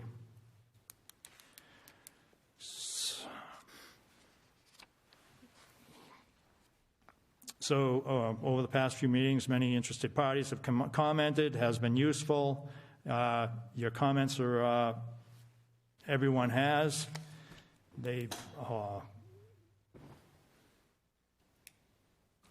I've also heard from Mr. Taylor express his concerns over the effects of the increased premiums would have as it relates to limiting access to annual inspections and tasks performed by independent operators that, are not available on the airfield.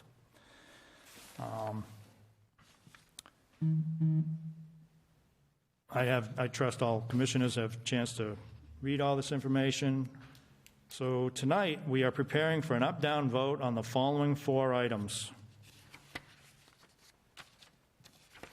The following 4 items are vote to insurance minimum mandate for all businesses, SASO, FBO, and leaseholders. I have taken the liberty to omit independent operators for review at next month's meeting. There's also a vote to outdate language that's written in the 73 minimum standards that we currently have, such as telephones and areas for phone usage. There's a reference to film strips. There's a reference to flight school learning aids and stuff like that. I think that,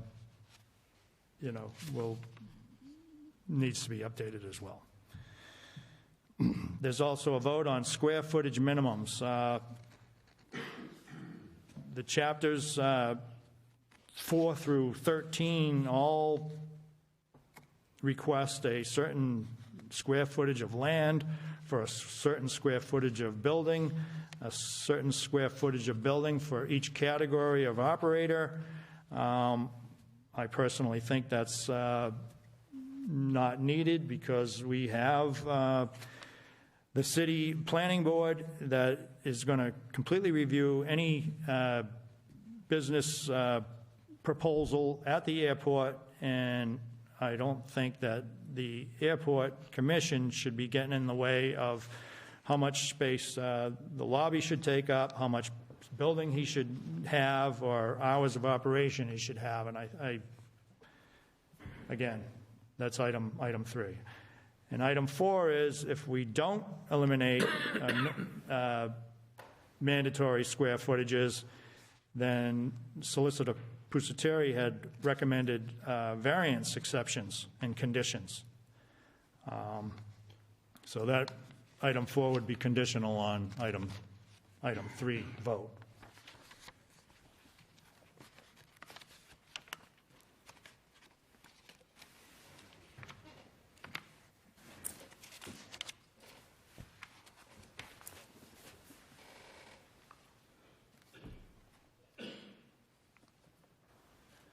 So we're going to prepare for an up-down vote on the following 4 items. As I just mentioned, we will begin by asking the commissioners and the city officials for a final comment. I will ask the members of the audience for a comment, a final time, and let's just try to keep it to the 4 items mentioned previously, please. So, fellow commissioners, would you like to comment on each or any one of the 4 items at this time? Definitely on the insurance. You guys really helped me out to make a decision. I could really feel that you're really involved with this. Appreciate you coming to the meetings, making your proposals. Everything you said, I took in. Did a little research on my own. It definitely opened up my eyes to what I'm voting, because as you know, I take this job very seriously. And we're in a partnership, for sure. And I'm always looking for the best of which way we go as we move forward with the airport. So thank you for all your input, because without it, I was clueless. So my decision tonight, a lot of it is based on what you guys brought to the table here. Thank you, Rich. Anyone else on any of those 4 items would like to speak at the commission? I'm ready to vote, Mr. Chair. What's that? I'm ready to vote. Move the question. Solicitor Pusateri? I have everything has, somebody said once, and I wanted to always say this line, I have nothing new to add. Everything has already been said. It's just not everyone has said it yet, so I'm not going to say it anymore. Thank you very much. Not everyone has said it yet. Members in attendance, you're welcome to speak on any one of these 4 items before we move on to actually updating the 1973 standards. Would anybody like to speak? Mr. Chair, Bill Taylor, Portsmouth, New Hampshire. First off, thank you for your opening remarks, Mr. Chair, where you explained your approach and your thoughts on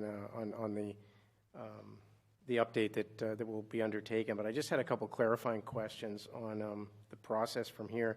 So, assuming you have decisions tonight by the Commission on the 4 items that you've outlined,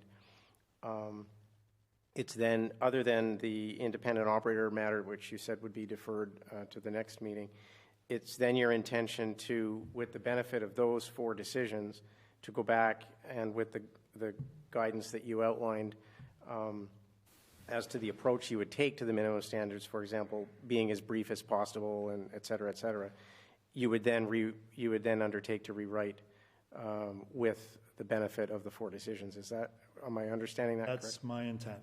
Okay, all right. Thank you. Yeah.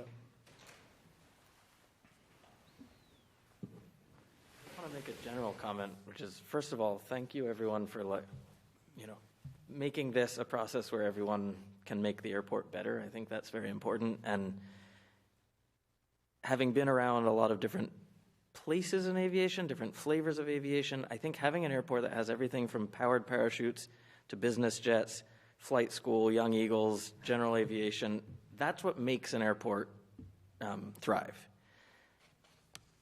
There's the kind of human side of that, of people feeling a community and bringing people in to participate, and people who have never been in aviation before and helping aviation. There's also the business side of that.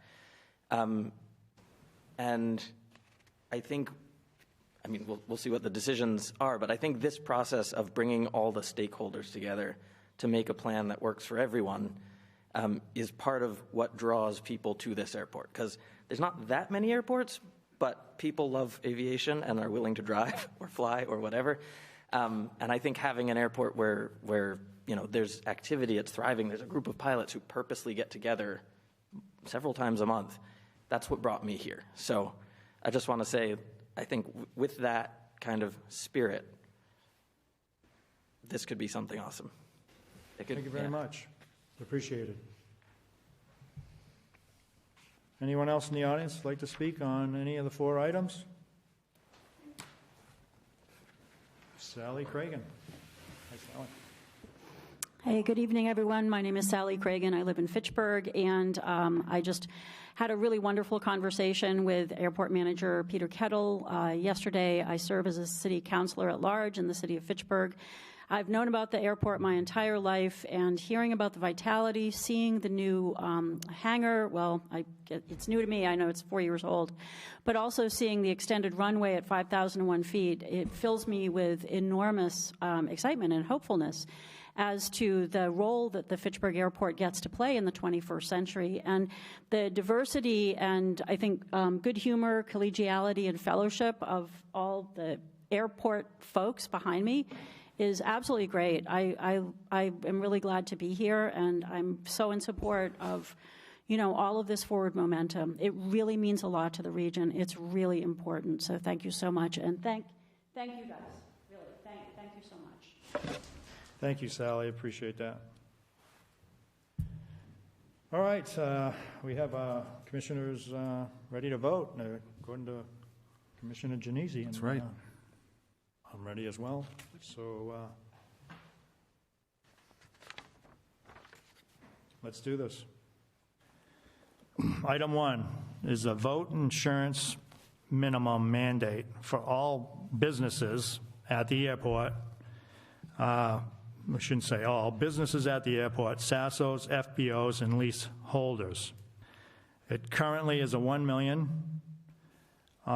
It has been suggested by the city solicitor to have at least $1 million, and $2 million or up was even suggested. But tonight's vote is to stick with the $1 million current or increase to the $2 million as noted. So could I have, it's got an up-down vote, so we're going to vote, do I have a motion on the table for a $1 million minimum mandate? So moved. Second. Could I have a vote on that, please? I agree.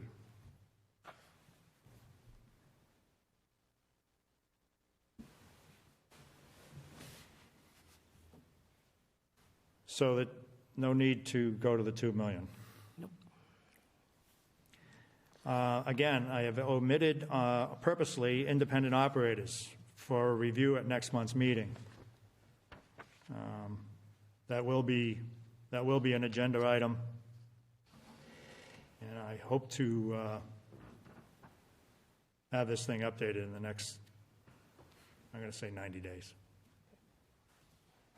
I'm going to shoot for 60. But we all work for a living, so it's going to take time.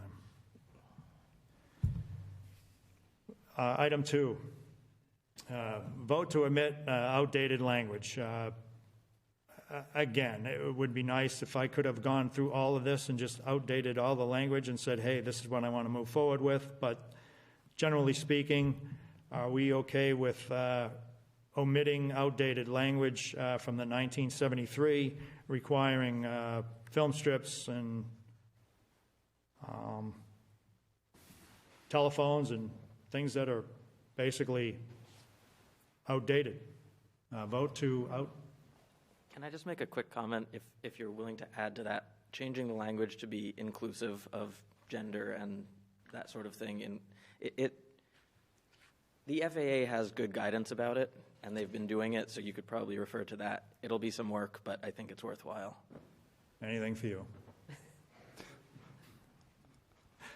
I think that There's makes not sense. a motion on the floor yet. Do I have a motion to admit the language to today's standards to include gender equality or whatever guidance we get from the FAA?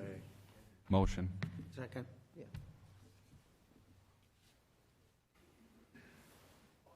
Yeah. Vote, please. 4-0.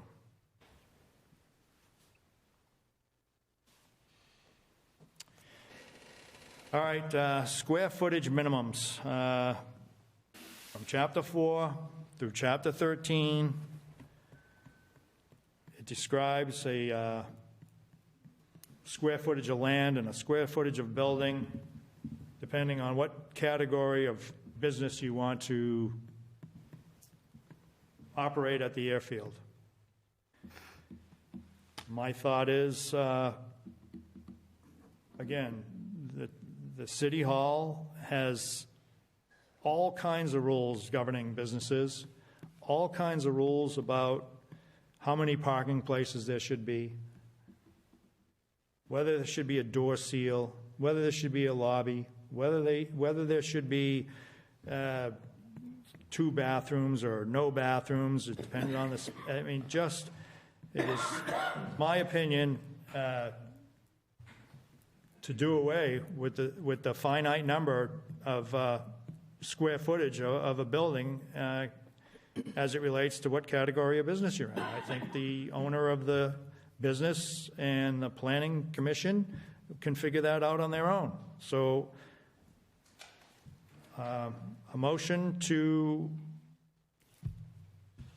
do away with the finite number of square footage per business is my motion on the table right now. So I motion to do away with the square footage. Do I have a second? Nope. Does not move forward. Do I have a motion? Would anybody like to motion to keep the square footage minimums in place? I think that we just did by voting not to change them. I mean, We're going to be updating Okay. from what we have Okay. to something else, and All I right. need this information in order to update. So that was the intent of, Okay. tonight's vote. Right.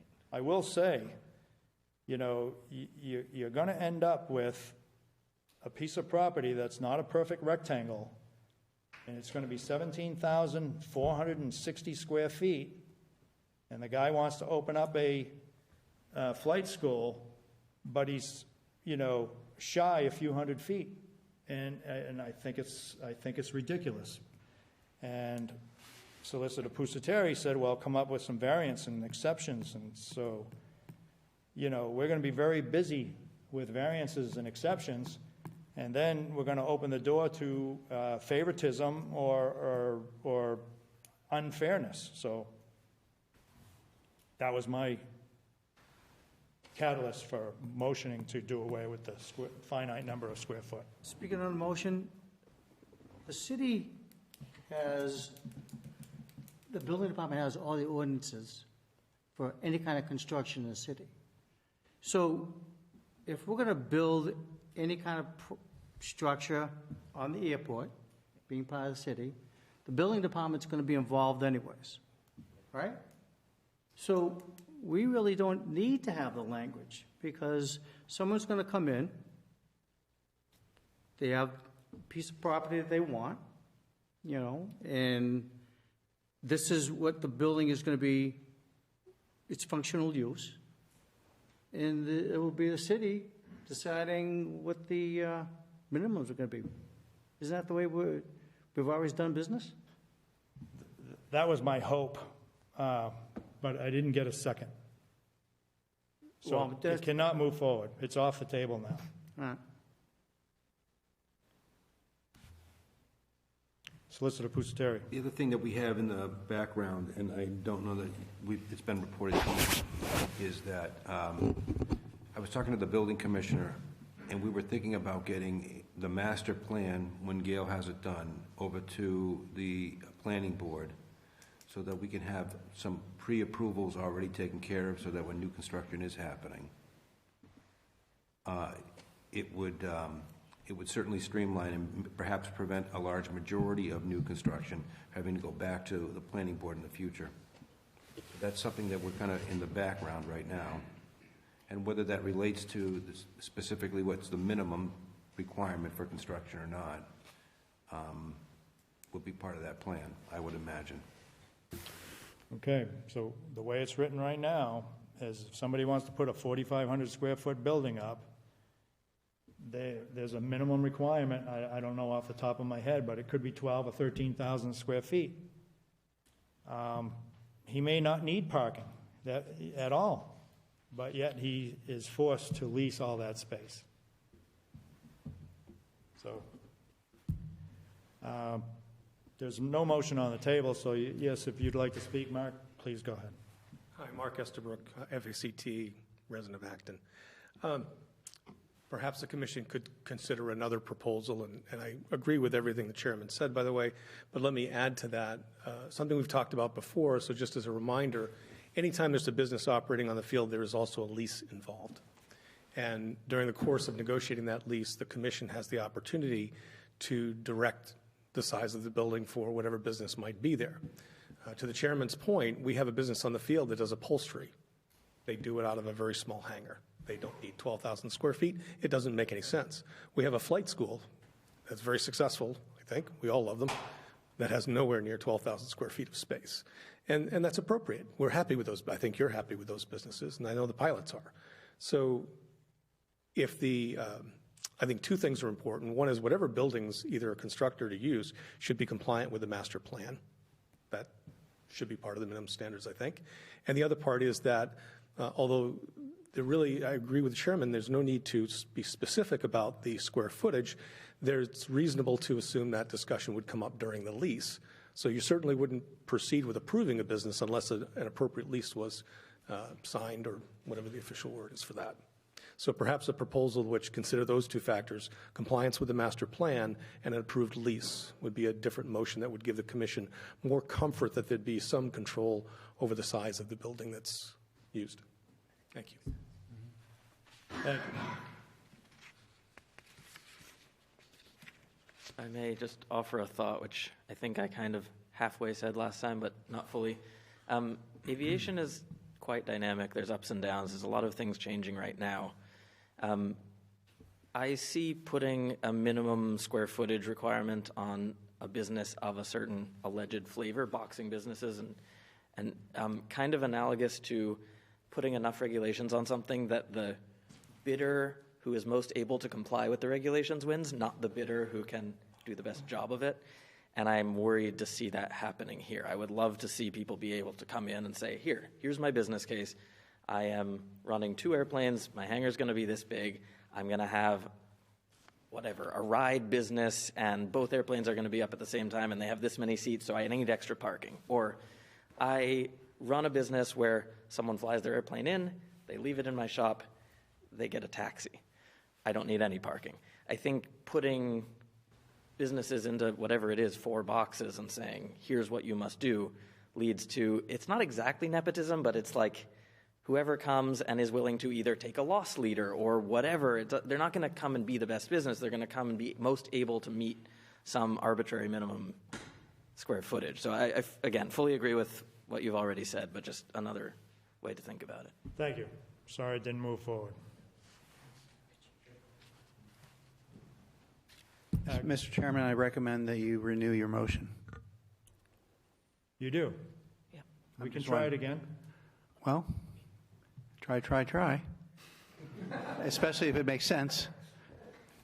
Thank you. If you renew your motion, include Mark Estabrook's consideration of the master plan and the lease.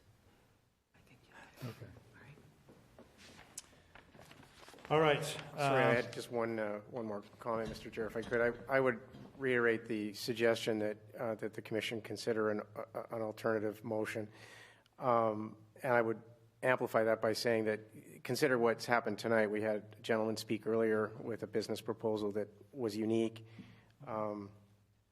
Last meeting, I believe it was, Peter introduced, or maybe the meeting before, the med flight business. Again, it's a unique opportunity for the airport, a unique need for a certain amount of space or not. I think it's imperative that this commission be given, be unrestricted by a set of restrictions in a minimum standard document, and rather be afforded the opportunity to consider business proposals as they come up for your consideration. Thank you. Thank you.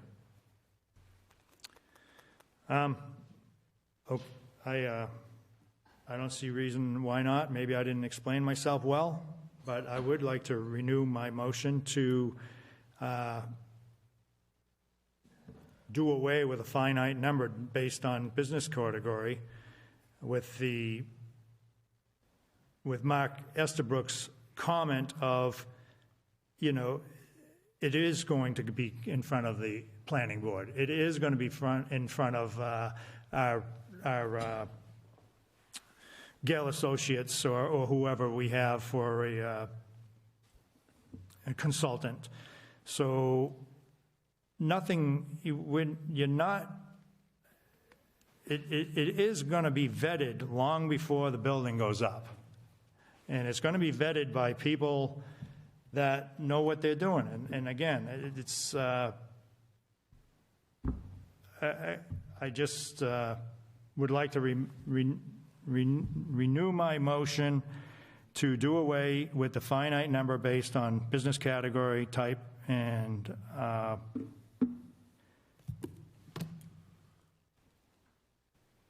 again, with the caveat that the planning department and again, the commission itself is going to look at all of these proposals. So I'm going to renew the motion. I motion to do away with the finite number. Mr. Chairman, I'm going to second that.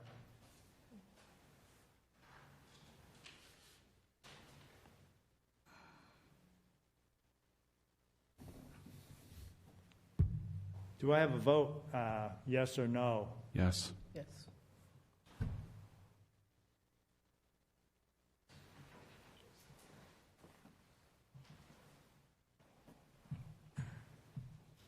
Daniel, I'm sorry about that. The motion was already on the floor, and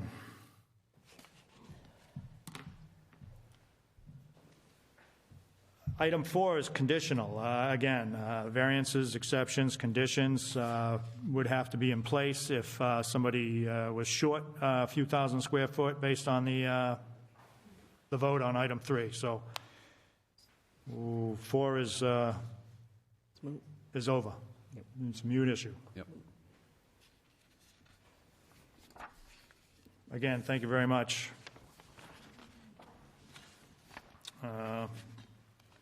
Mr. Kettle, you can return. David's going to go get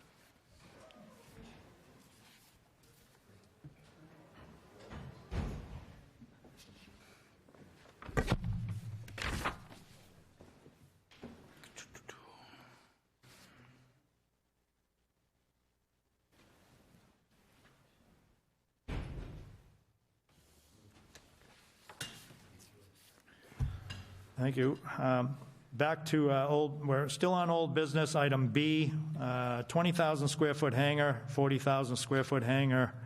Mr.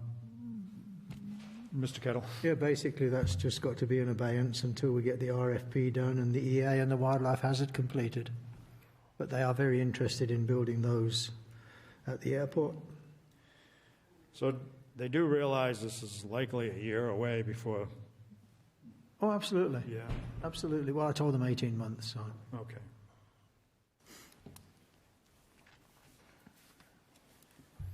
Item C, air methods. I just wanted to report that it's opened on time and it's running well. They are bringing in a lot of fuel sales, Jet A to the airport, which is good. No other issues that came up since they started? None at all. Yeah. Traffic, noise, nothing? No. Oh, yeah, they did. They blew off one of the coverings on one of the hangar helmets that we put up on the new doors. The updraft from the propeller just pushed it straight off. I was wondering how. So, yeah, that's what it did it. So, but that's been repaired already, so. Tell them not to do that again. I just gave them a different plan. Yeah. So. All right, very good. Item D, GPU installation. It is complete now, with the exception of the hot top, but it's usable. So. The ditch needs to be filled still, right? Yes. Yeah. Well, the ditch is filled, it just needs the hot top. Yeah, okay. The top. Item E, RFP land lease on old 201-way area. Yeah, we're just waiting for the commission to agree on that land lease. All right. So everybody has the land lease that Attorney Pusateri had worked on for a considerable amount of time, along with Peter, myself, and Mr. Eric Sheffels.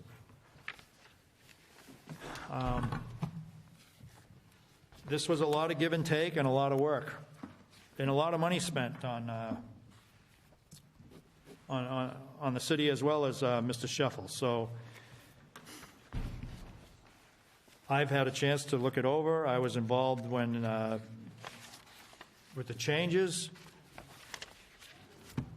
I have no qualms.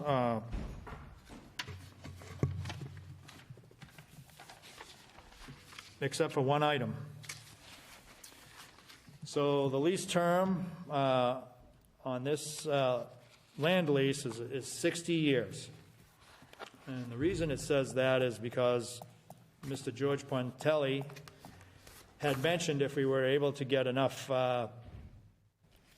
interested parties committed to building a hangar, he would agree to a 60-year land lease.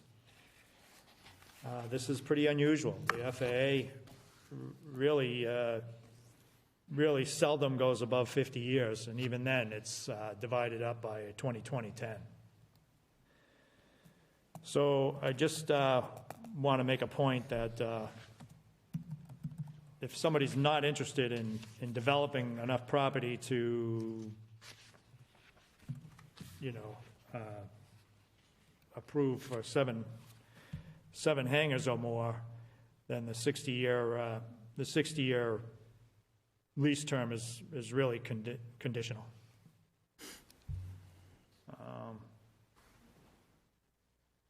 The other item Attorney Pusateri was asking about was the base rent, not necessarily the money per square foot, but was the increase in the initial base rate. I don't know if we had left that open for negotiating purposes, or the commission would like to, adopt a increase in rent as all, or nearly all lease holders at the airport now have a defined increase based on the consumer price index. So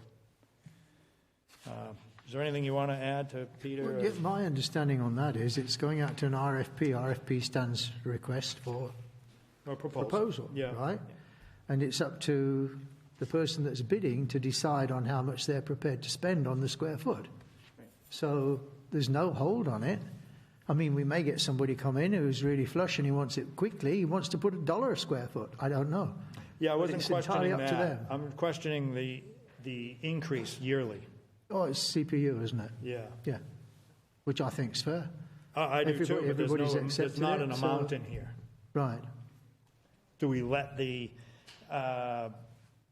prospective bidder decide what he would like to see the increase at? Because I can tell you it's going to be 0.0001 per No, year. it should be based on exactly what we've got with FACT at the moment. It's the difference between the two divided by 2. Okay. And that's what it is. So this year, the actual CPU was something like 13% difference between last year. So what's been applied to FACT already and approved by FACT was the 6.42%. And which we applied. That would keep things fair for all. Absolute for everybody. Yeah. I don't disagree with that. Right. So do we need I'm going to make a motion to have the annual increase equal to what FACT has agreed to in the last, 3 years ago? Yeah, 3 years, yeah. So I'm going to motion that. But it's actually in their agreement. That's what the agreement says. It's the difference between last year and this year. Yeah, So, I understand. yeah, okay. But it's not written here. So Right. I think it should be. If this Yes, goes out for an I agree. RFP, I don't want people to be surprised that, oh, geez, every year it's going up. Right. So I motion to have it exactly the same as far as the increase goes as FACT's lease. All in favor? I'll second it. Okay, Yeah. all in favor.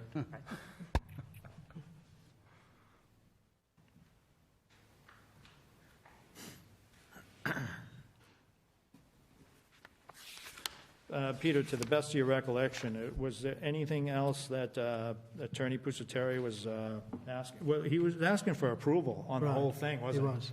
So we need a motion to do so. Yeah. All right, I mean, this has been out for months, so I trust everybody has, gone through it.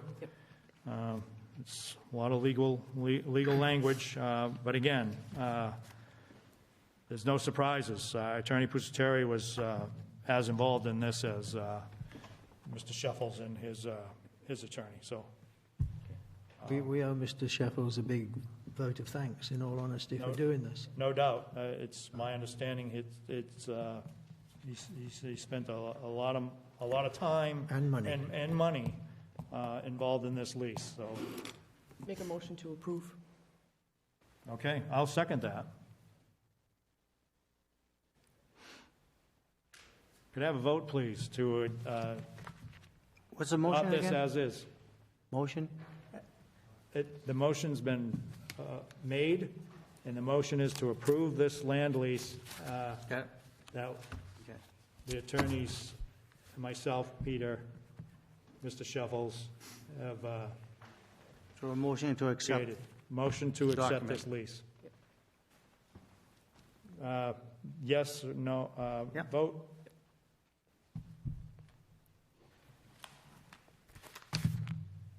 Good.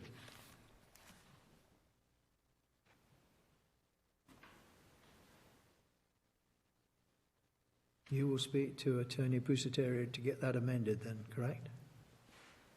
Yeah, I think there's actually a line in there, just an open line.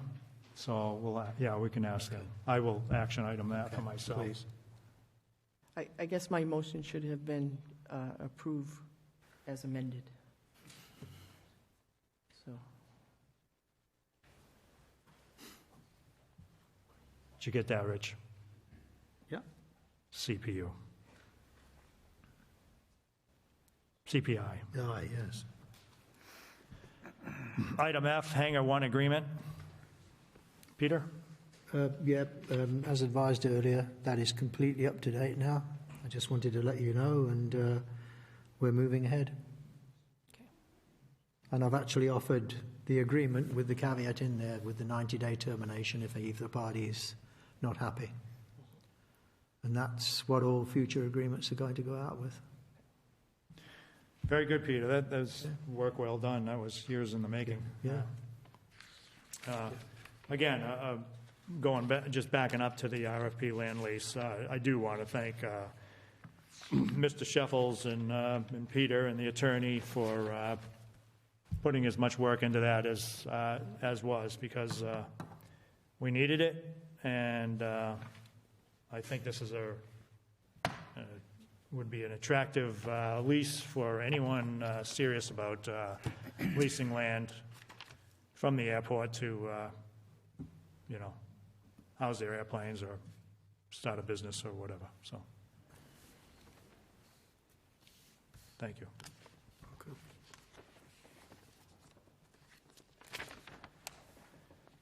Item F, financial review, approval of commitments and abatements. Nothing. We're all good. Yes. Thank you, Peter. Item G is executive session. Again, that has to be announced prior, and there is not one this evening. Date and time of next regular meeting is the 17th of May, 6 o'clock p.m. here at the Legislative Building. We are going to try to stick with this date this time. I am very sorry that the day Can I say messed something up there? again. Can I with this say meeting. something there, please? Sure. It's my job to issue the draft minutes out, to get it all approved or added to or deleted from, and I did that. I didn't get any responses, so I assumed everything was good. So it became, normally you have to do it 48 hours in advance of publishing the proposed time. So me being from the private sector thought, okay, I'll do it on Sunday. So I sent it out on Sunday to the city clerk, and the clerk came back saying, you can't post this on a Sunday. It's a holiday. I said, oh, so can I post it tomorrow? She said, no, that's a holiday as well. so we didn't get the Wednesday meeting. It's my fault. I take full responsibility, and thank you for being here tonight, guys. Thank you. Yes, thank you for the last-minute switch. I know it's usually a problem for almost everyone, so thank you. We're done. Regular meeting adjourned. It's 8:14. Do I have a motion to adjourn? Motion. So moved. Second. Vote. We're done. Thank you.